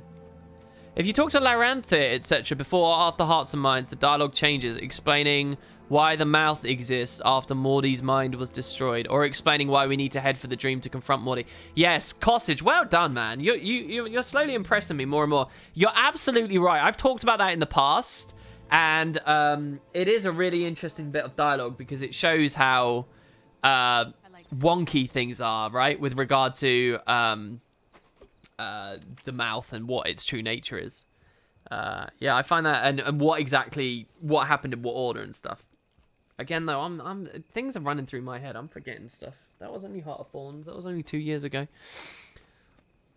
50 gold is like 1 champ bag. Yeah, man, it's 1 champ bag. You get in like 2 seconds.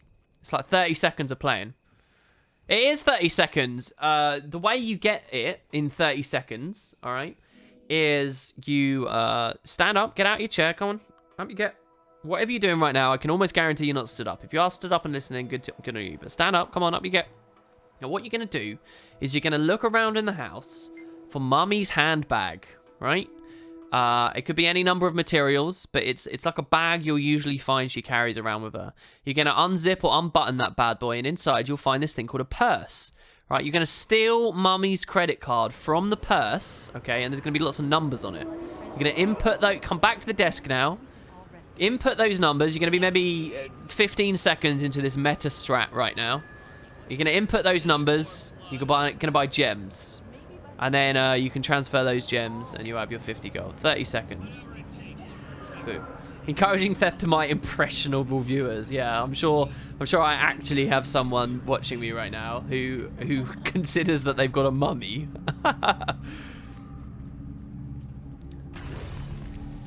So there you go. That's the strat. And you can do that as many times as you like, by the way. There is no limit on it until Mummy finds out, which is why you go all in. All right? It's easier to commit one big crime and only have to apologize once than commit lots of little crimes. Trust me, all right? If you steal from the handbag on 10 separate occasions, you look a lot worse than stealing just the once, even if the values are the same, all right? So that's why you go big dick on these things. Because they'll nearly always let a first-time offender off. Look, this is life, all right? This is life in the 21st century Western world. I can never find anything in my mummy's handbag. Oh. She's already used it down at the bingo. Oh. I mean, if we murder a stranger, take their credit card and get away with it, that's 0 crimes, right? That's kind of like if a tree falls in the forest, is it still can you still hear it? If a crime goes unsolved or undetected, is it still a crime? Probably yes. I would go ahead, I'll go out on a limb and say yes, it's a crime, even if you don't get caught. Because the day might come where you get caught and then it's classified. It's asking the pin. Is that the 4-number code related to her birthday? Yeah. It's the thing you find... where do people hide their pins? It's that thing you'll find underneath the keyboard, sellotaped on and paper, yeah? You see those 4 numbers that she's sneakily put on there? No, not that one. That one's her password, because she often forgets that, alright? It's the other one. If a crime nets you a sick pixel effect in a video game, is it still a crime? Probably. You know, it's funny, I was reading about, this is suddenly, I'm not even joking now, I was reading about, like, a tragic, horrible, terrible thing that happened in, and I say, what I'm about to say, I say with no irony, and I say with no, you know, I'm not trying to be funny or anything, but it was really fascinating. I was born in the early 90s, right? So I don't really know much of what happened. But there was a horrific, horrible, horrendous crime that occurred in Liverpool in the early 90s, right? Where basically it was 2 children that did this terrible, horrible thing. Okay, now you can wiki it and you'll find it pretty comfortably. But these kids did this horrible thing. And it raised all these debates about, like, how do you punish young children? When do we consider them adults? How, you know, where does the blame lie? How do you rehabilitate people? All these, you know, fascinating things about, you know, modern philosophy on punishment and so on. And anyway, what ended up happening was these people, you know, they served sentences and then they were given new identities and secret identities and sort of released back out into the world. And I was reading the wiki page about these people and the fact that they were released back out into the world a long time ago, like 10 years ago now. And amazingly, what you can see online, there's this long list of history of events that have happened since they were released. And there are tons of people and tons of incidents of randoms online with like large Twitter followings or large Facebook followings, not necessarily YouTube or Twitch, I didn't see, but people with prominent audiences online who falsely claim to know that this is one of the, because these people are in hiding, right? And they're not supposed to be known by the public, because if the public knew who they actually were, these once upon a time criminals, they've served their crime, so they should be, you know, treated as regular citizens, in my opinion, once they've served their crime, their punishment. But basically, people falsely accusing those they work with, or those they live with, or those they interact with, as being the new identity of X and Y, right? If this all makes sense. And it was fascinating for me to look at, because I realized, you know, when people do that, when people make those false claims in the UK, they go to jail. Like, it's basically, well, what I'm trying to explain is, if I ever wanted to get myself arrested, and it was really scary and amazing to suddenly realize, if I ever wanted to genuinely get myself arrested, I could do it in a flash, right here, as Wooden Potatoes, speaking to you right now, with whatever size audience I have, right? I could instantly get myself arrested by going online and making sincere claims and accusations that I know these people. And that's all I'd have to do. Just on a stream, on speech, that's all I'd have to do. And people would come knocking on my door and they would throw me in jail. And I'd be put in jail for endangering, you know, people's lives and all this stuff. And I mean, you know, it was crazy to look at, like, because you get very few examples of that. But there have been tons and tons and tons of situations where this happened with that specific case of people. And it was one of the most bizarre things to realize in the whole world, that, like, even in my little corner, my stupid little life that I run, I could do that. And, you know, it would be deemed as a really serious crime just by speaking about it. And it makes you think all kinds of funny things about free speech and stuff. Anyway, so yeah. Okay, dude, that's enough SWAT time. I know, it's almost scary relating the story to you all now, because it's like I'll put you on a list of some kind.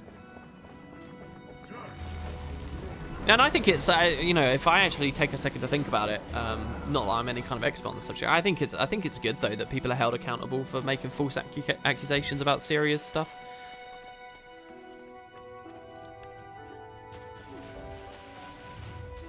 Yes, you and Do It was that topic. Yes, it was. Yeah.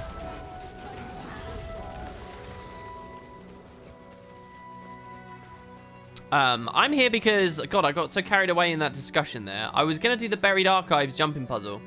Now, Buried Archives, why did it link me to the north? Isn't it down here? Isn't this the Buried Archives? Where that commander is? I'm guessing where that commander is. Oh, was it Manchester? Sorry if it was Manchester and I said Liverpool. Oh, that would probably really piss some people off. Like, really piss some people off. I thought it was Liverpool, but maybe it was Manchester. Don't come after me. Tragic, horrible thing, the last patch notes. I know, guys, did you see that Scourge got nerfed? Did you see that ArenaNet are confirmed to hate Necromancer? Did you guys see? I mean, it's undisputable at this point. They hate Necromancer. Let's talk about it. By the way, I really enjoy your YouTube videos. I'm glad I found you on Twitch as well. Thanks, man. I really appreciate that. How did you find me on Twitch, by the way? Did you read the description? I feel like nobody reads the description, but it says that I'm on Twitch there and when I stream and stuff.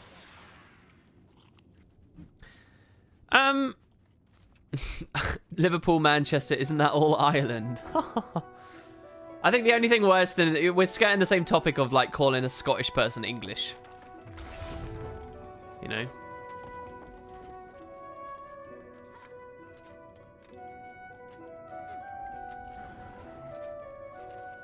The title says NA. I know. Someone might have edited it. I thought but I've really enjoyed doing weird, stupid titles lately that just mean nothing. And they're like vaguely, you know, they're like these ridiculous, like long-running anime or series that you get in Japan that just sound absurd. Mega Ultra 5 and stuff. WP is an unreliable narrator. I would absolutely agree with that. I am unreliable. I do not fact check myself nearly enough. I do not limit the topics I discuss enough. What did they nerf? Basically what they did, as far as I understand, they fixed an unintended aspect of the way that the shades work. Which was a short-term nerf, which they will now counterbalance with buffs, but because people only care about the current patch, of course it's a nerf, and it means that they hate Necro.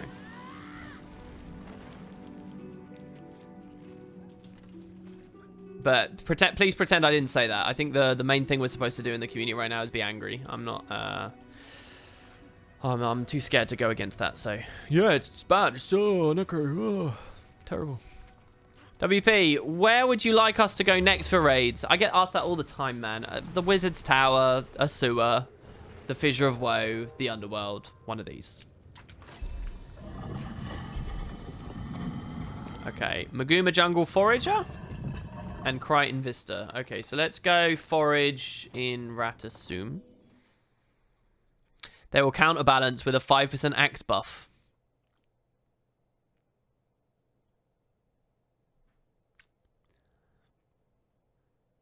Do you know how happy I'd be if there was a sewer raid?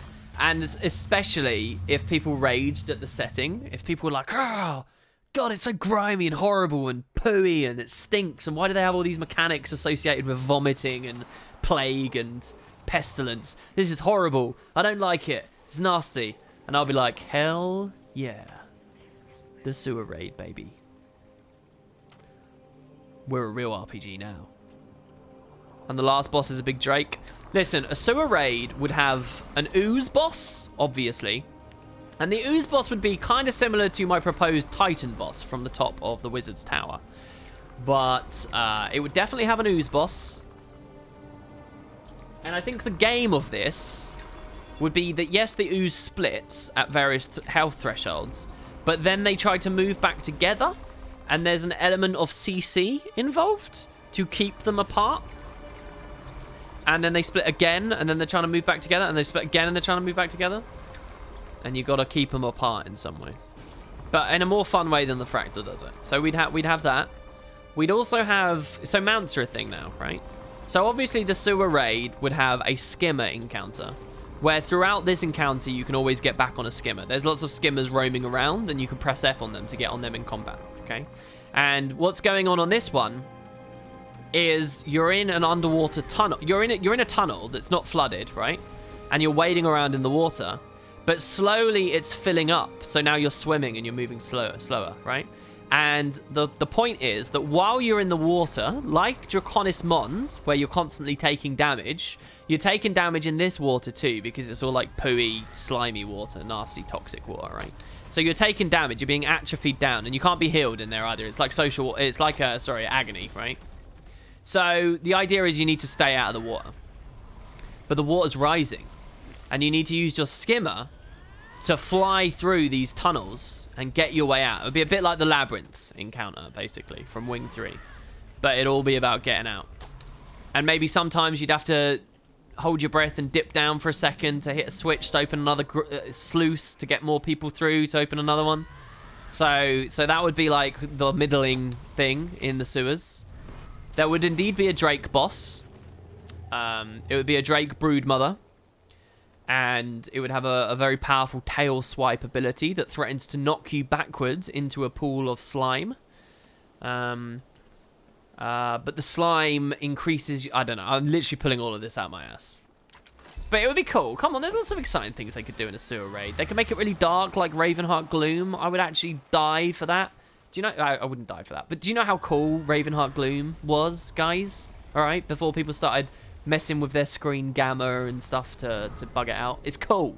Let's have a raid like that.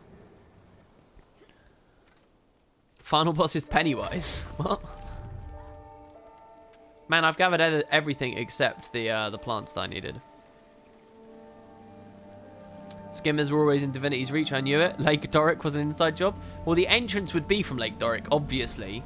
And for those that can't get there, it doesn't matter because they got the aerodrome as another thing. You watched my video about skulls last night. Wow, dude, that was a long time ago I did that. I really cared about that skull idea. I remember I got criticized by Brazil when it came out, who suggested it was a terrible idea because everyone would just play warriors. And I don't really know whether I agree with that still to this day. But I will acknowledge that I'm not the smartest mind. I'm not the sharpest mind for those matters in the game. But yeah, the skulls video, that's crazy. You said you have to say having all the silver skulls but not the gold one would probably lead to groups insta-kicking anyone who dies. Yeah, I mean, it was pretty extreme. I don't know. I was remembering my Halo days. What can I say? When is the next expansion? Oh, it's in about a month, man. It's been ages since they released Path of Fire. So they're just, you know, we've all been waiting. We're all wondering when it's coming out. It's long enough, isn't it? It's going to be about 30 days away. Okay, or you could listen to Cossage, who has a more reasonable answer for you. All right, Crichton Vista Viewer. Let's go grab that. Then that's our daily done. Then that's it for Halloween, isn't it? Really? Haven't I done everything? Someone in chat tell me something else for Halloween, because if there's nothing else, I think we're done here. I think we can wrap up and go home. Which is nice, because this has been about a 2-hour stream anyway. WP, your sarcasm has offended me one time too many. Unsubbed. I'm sorry, Beta Ace. You're a legend in the community, and I'm sorry to see you go. Genuinely. Why am I here? What is wrong with me? I came to Vista. I came to Kryta to get a sodding Vista, and then I just immediately came to the pumpkin route. Like a div.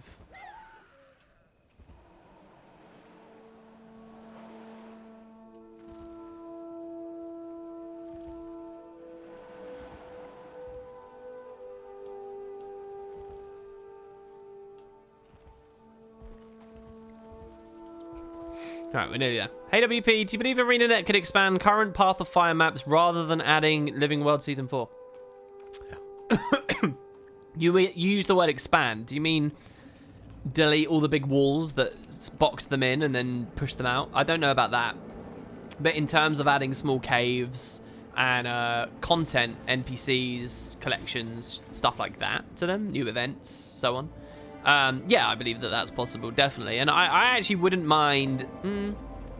So here's the thing. Episode 1 of Season 4 is a big moment. It's the moment to convince all these new Path of Fire fair weather players that Guild Wars 2 is good, and their Living World updates are good as well. So a lot of people believe that Guild Wars 2 is in a bit of a resurgence, and it's in a golden age, and blah, blah, blah. But many of them still don't know what it's like to be playing with regular updates. So Episode 1 sort of represents a big moment. What you don't want is the Flame and Frost system, where Flame and Frost came out and it was just pressing F on signs and everyone was like, oh my god, this is terrible. And as massive and as many releases as Season 1 ended up getting, what's the first thing most people say about it? Oh, it was just pressing F and fixing signs, which is just ludicrous. It was only the first release that was like that.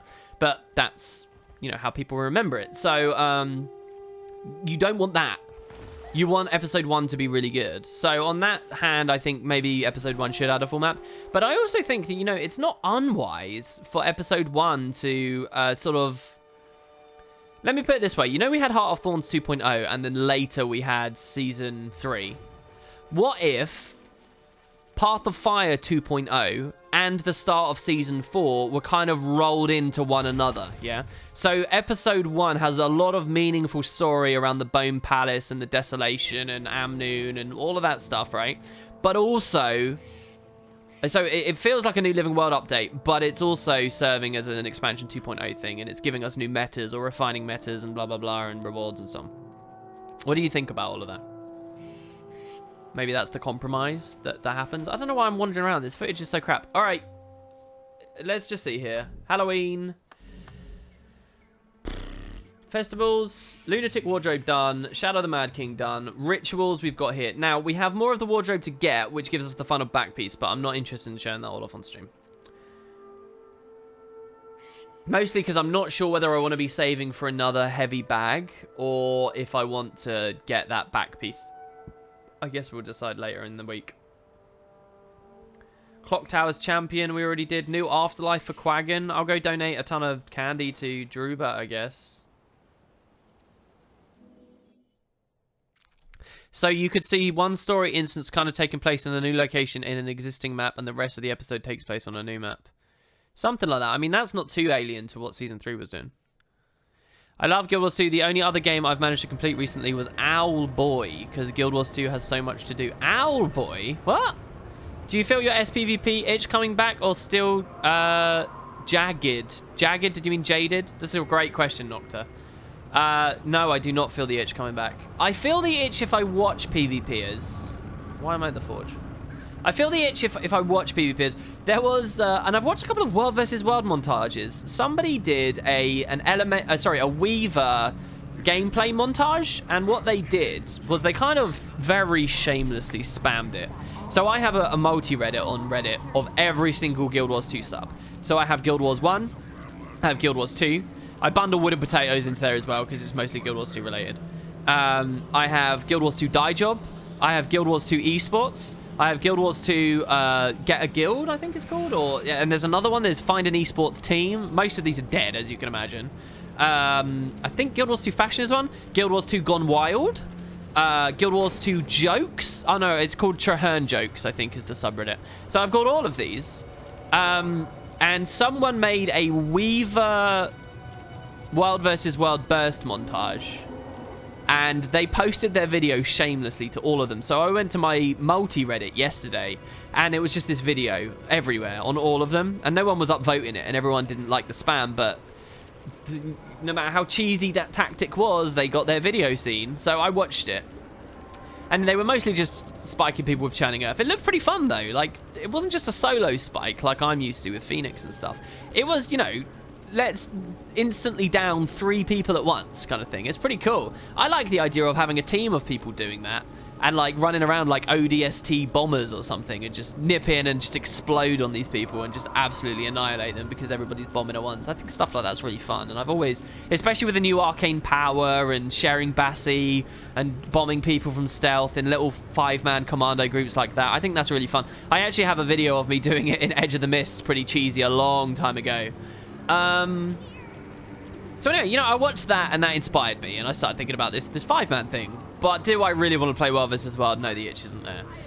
When I watch a PvP likewise montage, I kind of get the itch a little bit, but not that much. I kind of want to cast a game, as I've mentioned, on all 3 of the streams this week, because I've got this now, live matches. This opens in 4 hours, right? So maybe I could cast it then, but I'm not streaming at that point, so I don't know. But I kind of want to do a thing. They posted it to Gone Wild. I don't know whether they posted it to Gone Wild. So just to be clear, Guild Wars 2 Gone Wild started as a joke thing, but it's a bit more serious these days. It's Guild Wars-based pornography and fan art, you know, of naked Sylvari and Char and blah, blah, blah. So don't go there on a whim. It's a very adult subreddit. I don't think he posted it on that one, but a lot of them he did. Like, he put it on Wood and Potatoes, and I've now removed it from our Wood and Potatoes and stuff, but, yeah. Do you think it would be prudent use of dev time to continue implementing secret achievements / features of a similar magnitude as the Griffin in Living World? Might raise the lifetime of the relevance of the content and entice players to return later on. I don't know whether you're right about that. I don't know why... This question's messy. This is an ugly question. Do I think it's a good idea to add big, meaningful progression-based things and features that you say there, like the Griffin? Yeah, of course, definitely. That's what Living World's there for, to add stuff like that, to add new masteries. Yes, yes, yes, yes. And who would question that? Why is that even being asked to me? Yes, it's a good idea to add features like that of that magnitude. And the closer they can get to that magnitude, the better. Nobody's making a decision to not go as big dick as the Griffin. They just go as big dick as they can each time with the resources they've got. That's it. But then you use the word secret. How does, if a Living World release comes out and they add a big new thing and they make it a secret, how does that entice players to return later on? I don't know why does it being a secret add anything? I don't know whether that's necessary. I think next expansion, because the Griffin exists, they could play into it and do another big secret thing. And people could be really excited about it. And they could hide it even better. And I think the true value, or one of the biggest values of Path of Fire's Griffin, and the fact it was a secret, I think that will manifest when Cogs of War is announced. Because people are going to be like, alright, they're telling us that this is here. They're telling us that this is here. I wonder if there's something extra. That could also be a concoction for Disaster. Because if there then isn't anything extra, that's going to be declared a letdown, and it's going to be a comparison point between Cogs of War and Path of Fire, and people are going to be saying, oh, you know, POF was better, they've dropped the ball again, blah, blah, blah, blah, blah. So, you know, in a weird way, I feel like ArenaNet are now beholden to having big secrets in upcoming releases.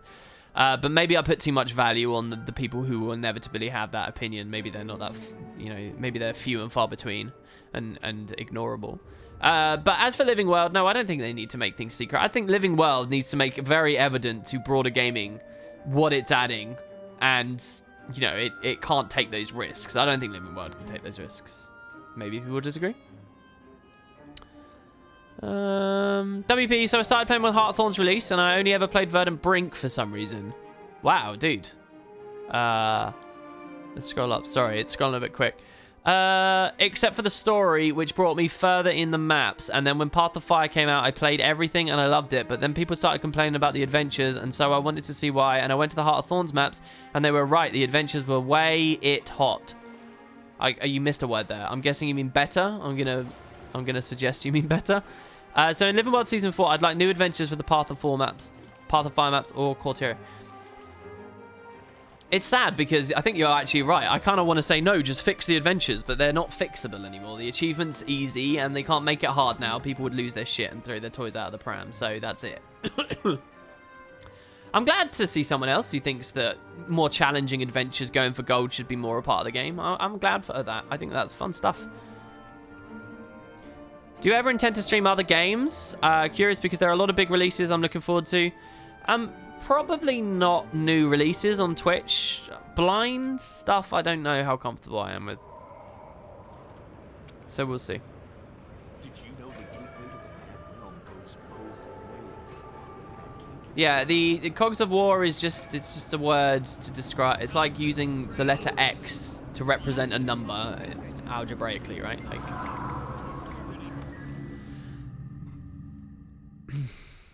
And there's a lot of good reasons why we could and should have a Char one, but that was true before Path of Fire as well, so.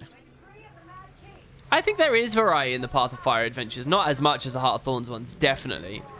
I also I would make the argument you don't need a lot of variety. The Griffin adventures, for example, are great. They're the same format every time, but just because the landmass and where you're going is different each time, the environment, they're amazing. They don't need to change the format on those. They could add, like, 5 more of those per map, and they'd all be really interesting and really fun and cool. Honestly, the most annoying thing about the Griffin adventures is climbing to get to where they start. I'd love to do those every day. Maybe I should park some alts. You auto-corrected my sentence correctly. Yeah, I would love challenging content that's not grind, if that makes sense. Like the clock tower, but not getting legendary weapons. Beta A said, my Elder Scrolls video series got leaked. It's going to have only 5 maps and mounts. It's not worth looking into. Yeah, I mean, Elder Scrolls, I'm in so much analysis paralysis on that now. I don't know whether I'll do it. Because I just don't think... It's kind of like what the Grimrock devs said about Grimrock 3 and why they didn't want to do it. That they knew they could never pull it off in the way they want to pull it off. And so they'd rather... invest in other projects. Okay, that was terrible. It's that start. I'm crap at the start. I don't know what it is. It's that little rock. If I'm going to mess up, it's that. Why not refer to X-Pac 3 as Wooden Potato's big disappointment? Good to do some expectation management. Wait, what? Why not refer to Expansion Pack 3 as... Oh, so you're saying don't call it Cogs of War, call it a big disappointment so that I'm ready when... you know, you joke, and obviously that's funny, but I actually think I'm pretty good with expectation management. Now, the things I've said as WP in the past, I'm sure you could cherry pick enough in a long enough line that it would look like that's a ridiculous comment for me. But I don't think I'd still be playing this game if I wasn't good at expectation management.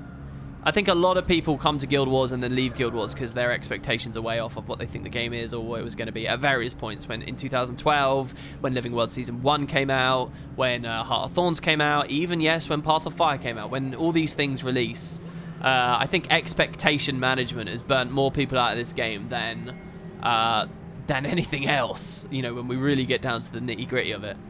But I've never been that upset. I mean, I'll talk about how it's bad and it's not, but it's never been enough to like push me away fully.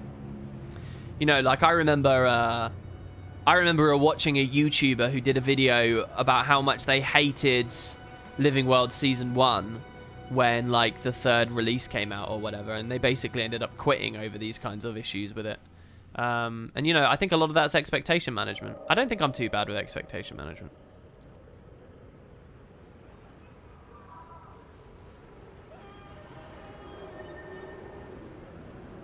Let's at the moment see what is the most underestimated race by ArenaNet. Sylvari got Heart of Thorns, Asura, Ratanovus, and Arcanus. Human, Alona, etc. Norn, Bitterfrost Frontier, and, oh wait, nearly nothing. Norn expansion pack, hashtag North, the old lands of the Norn. Now, you raise an interesting point, Rain Pumpkin. But I have a counterpoint to that, okay? The counterpoint is this. What if ArenaNet do another Sylvari-based expansion, alright? And so what they do is they have the Pale Tree... the Pale Tree gets branded, alright? Think about it, right? The Pale Tree gets branded. And so then they do an expansion where the Sylvari start losing their minds. And they start, like, feeling the pull of an Elder Dragon, Kralkatoric. And so some of them split off into other factions. And we have to, like, deal with them. And we can have a lot of juicy drama. We can introduce some more Sylvari characters. You know, that maybe we didn't know before, but now are really important. And, you know, the fate of the world rests on their shoulders. And they can bring Scarlet back to life. Scarlet was a really cool Sylvari NPC. I don't think anybody disliked Scarlet. Great reason to get Tara Strong back in. We all know that's great. You know, there's some real talent there. And I think that if they did that, doesn't that solve everything? I mean, yes, there wouldn't be too much Norn stuff, but the Sylvari are the coolest thing about Guild Wars. By a long way. They're the most unique, creative, interesting, layered thing that Guild Wars has. And you know, I'm not pulling any punches here. Maybe they need to shill them a little bit harder. So I think I'd quite like to see a Sylvari-based expansion next. Where, yeah, there's this kind of, like, moral issue going on with them and they're losing their minds. I think that's... Not only is that a good way to return to the Sylvari, but it's also a way to get to some stories they haven't been able to tell so far. So maybe that next expansion, and then you might say, okay, well, look, all right, let's go. That's all good. I understand you win potatoes. That's completely indisputable. Why don't we go with Norn, the expansion afterwards? And I see your point. But I wonder, you know, if maybe the Sylvari would be a good expansion for after that. Because what they can do is they can set up some Sylvari characters in the next expansion, and they can have them, like, I don't know, fall in love or something throughout the season, and then kill them off at the end of season 5. And then at that expansion that's coming up, we can deal with the fallout of that. What do you guys think? And, you know, I think that, you know, there's this thing about Guild Wars. It has, like, a dragon on the box, and it's all about killing Elder Dragons. I think Path of Fire has demonstrated that you actually don't have to kill an Elder Dragon in an expansion. In fact, maybe we don't have to deal with the Elder Dragons at all. So after this Kralkatorrik thing's done and they've, you know, finished up the Edge of Destiny stuff, maybe Guild Wars isn't about Elder Dragons anymore. Maybe they just stick to their guns, their strongest stuff, and, you know, what they got a genuine community and fan base around. And Guild Wars 2 becomes about the Sylvari. What do you think about that? So, like, you put a Sylvari on the box, and maybe you can retroactively go back and sell copies of regular Guild Wars 2 so that people don't get the wrong impression. And it's Sylvari-based, yeah. They can add... and, you know, people keep asking for new races. What if they just add, like, new versions of Sylvari, where, like, you can have Venus flytraps? Someone in chat said, joke died 3 minutes ago. This is because I've been watching too much Stuart Lee, and one of his sticks is just to keep going on and on and on. And people get really annoyed with it, like, frustrated that the joke is just going on too long, which clearly amuses him. And he keeps going and going and going and going and going, and I see the appeal. So yeah, alright, I'm done. It's over. That is just about the worst thing that I could imagine them doing. The sarcasm has gone on long enough for a new player to come into the channel, get a bizarre impression of the game, and leave without trying the game. What about Sylvari sub-races? Well, let's talk about it. Let's talk about what happens when a Sylvari gets with a Char. I say the next Living World season should be us whipping Bram's ass every day. I've got to say, I'm still shocked by how much hatred there is for Bram, despite... since Heart of Thorns, he has had about 15 minutes of on-screen time. That's it. And in those 15 minutes, his entire character has been sabotaged and assassinated. And most of the reasonable debate from people seems to have just melted away to the predominantly victorious position, which is that everybody hates him now. And that's it. You had me going for about 5 minutes there? Oh, dear. Dude. No, I think that that's one of the worst things that could happen for Guild Wars. Let me just be clear. That is one of the worst things they could do. Sylvari have had their time. Let's move on. And they're not a bad race. And there are things to be proud of about the Sylvari. And I'm not, you know, bitter and twisted and angry that perhaps some writers have enjoyed telling the Sylvari story and focused on them and stuff. I think, you know, that's fine. People should tell what they're passionate about. And if you're passionate about the Sylvari and you secure a writing position at ArenaNet, then go ahead and share that passion with the world. That is your right. That is your job. And you fucking earn it. So, I'm not too hung up about the amount of Sylvari storytelling we've had. And there are redeeming things to them. But please, for the love of God, no. That would be so bad. That would be so gross if the next expansion seemed to have, like, a heavy Sylvari thing. The return of Scarlet and Morgemoth. Like, oh, God, no.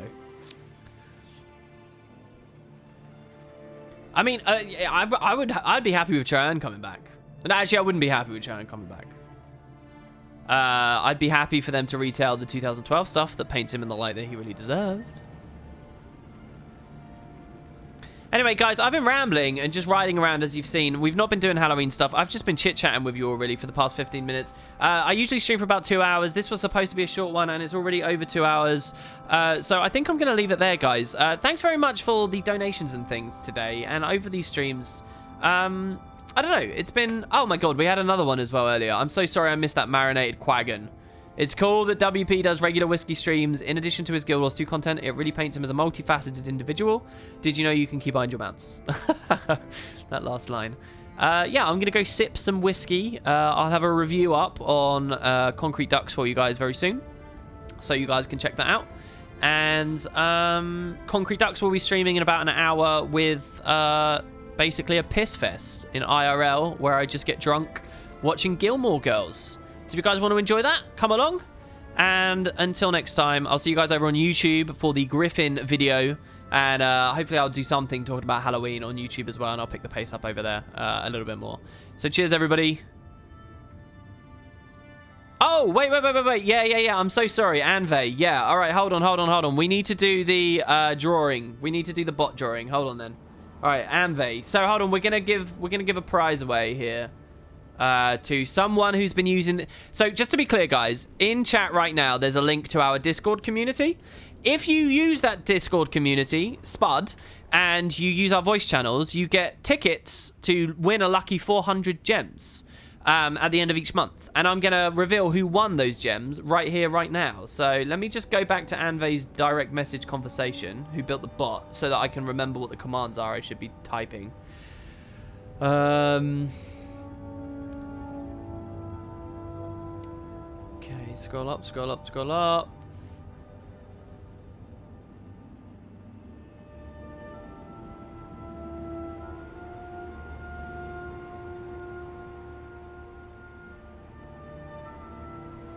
Man, I can't find it. Where's the hell are the commands? I've forgotten them.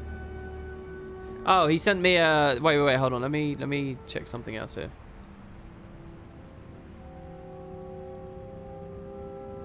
Alright, I found him. Alright, so what I want to do is... we're going to get some interesting stats from this as well, I think. So, what channel do I need to go? I can do it in any channel, right? I can do it in general chat. People won't see. So yeah, you guys can join in. You can even join those voice channels now and make some new friends. And you'll get in on this. So, that's role assigning. Alright.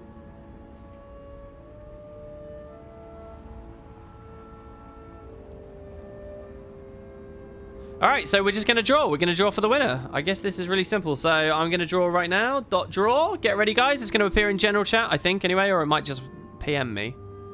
It's amazing how much of this I've forgotten. Alright, MOX has PM'd me. So, Lily Love Heart. Lily Love Heart. You won the gem giveaway. You won with a 1.32% chance. And you pulled that ticket on...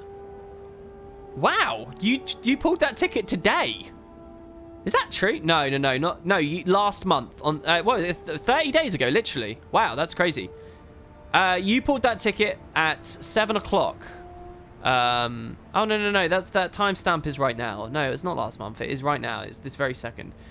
Okay, you won that giveaway. Anyway, there you go. Your winning range was 1,800 to 1,867, and the bot drew 1,848. So Lily, congratulations to you. I will send you a message. And yeah, it's so cool to be able to see the percent chances. That's really badass. So congratulations to you there. And I will reset it, and everybody can start working on tickets again. So congratulations to Lily. And I just typed .reset. Anve, this bot is amazing. So cool. There we go. And we're good to go again. So yeah, that's just from chatting with people in the voice rooms, everybody. So there you go. And I will send you those gems ASAP. The other thing I wanted to do as well is trigger a guild hall upgrade. So let's go do that. Oh, wrong guild. Rip. No, I haven't yet, Rain. So I'm gonna do that now. 100% rigged. Do you think that Twitch / just internet communities will ever get bored of typing rigged? What do you guys think? Do you think in like 3 years people will finally be over it? How long does it take? I'm just curious here. Alright. So we're going to go Spud Club 2. Because it is a new thing. Ish. No, never. I mean, surely the fun of it is you think it's witty or you know, it's amusing on some respect. But is it going to be amusing after like the 100,000th time? Or is it just going to become background noise? Alright. So last time we started the workshop, right? So let's go have a look at what's going on over there. Wait, what level are we now? We're level Not 69. We're level 5. So at level 5, I actually believe we've earned another mine upgrade. So I'm going to go focus on that because Ethereum works are quite important. Not that it really matters too much because I'm going very slowly at the moment, but our capacity is now 1,500. If you guys want to see any upgrades, I don't know whether a building change will actually happen on this stream. But we will keep our eyes out. I'm really bad at getting to the entrance of the mine. Just keep hitting this invisible wall over here. You can't wait for the Praise Joko parade to end. See, that doesn't really bother me, Praise Joko. I think it's nice if a little culture develops around this, at least. I think it's cool. But I can see... Do you guys think that that one's timeless for the Guild Wars side of things, at least? Never better. Do you know what I'd love to see? I'd love to see in a random thread about, like, Hypnotoad on a Futurama subreddit or something. I'd like to see someone say Praise Joko. I would flip it. I'd be so happy to see that somewhere else in a random place. Okay, what upgrades are available? Here we go. Mining rate. So this is going to cost our entire stock of Ethereum. It's going to cost 300 favor. It's going to cost 50 crystalline dust. It's going to cost 350 thermocatalytic reagent. It's going to cost 50 silverware shovels. It's going to cost 20 leyline infused tools. It's going to cost 300 mithril ingots and 300 elderwood planks. It's going to give us mine excavation 1. We're going to be able to produce Ethereum at a faster rate. And again, this isn't really too relevant because I'm procking these quite slowly, like 1 per week. But who knows? Maybe by the time Saturday rolls around, we'll see that we're already back up to cap again. It's also going to give us some guild experience, which leveled us to level 6. So that's very nice. And we increase our mining rate. I don't know whether that means that new NPCs run over and start digging into the wall. I don't think it does. But there you go. Pretty cool. So that was 2 things that I wanted to do on today's stream as well, which I almost forgot about. Aloda says, you won't make me change, WP. It's okay. I'll just be passive, aggressive, and niggling about it. I'll nag you to the ends of the earth about it. And eventually, we can change the internet, guys. We can stop rigged from being said. You've been banned from R the Joko. Does R the Joko exist? If it does, I need to put it on my multi. What are you up to? But yeah, I think that's about it then, guys. You just finished my stream bingo card, though, for passively criticizing the core personal story. When did I do that? I didn't passively criticize it, did I? When? At the end of the stream, I criticized the... How? Trahan? Oh, no, I said I would like to see him be remade in a way that does justice to his character. Well, congrats on finishing your stream bingo.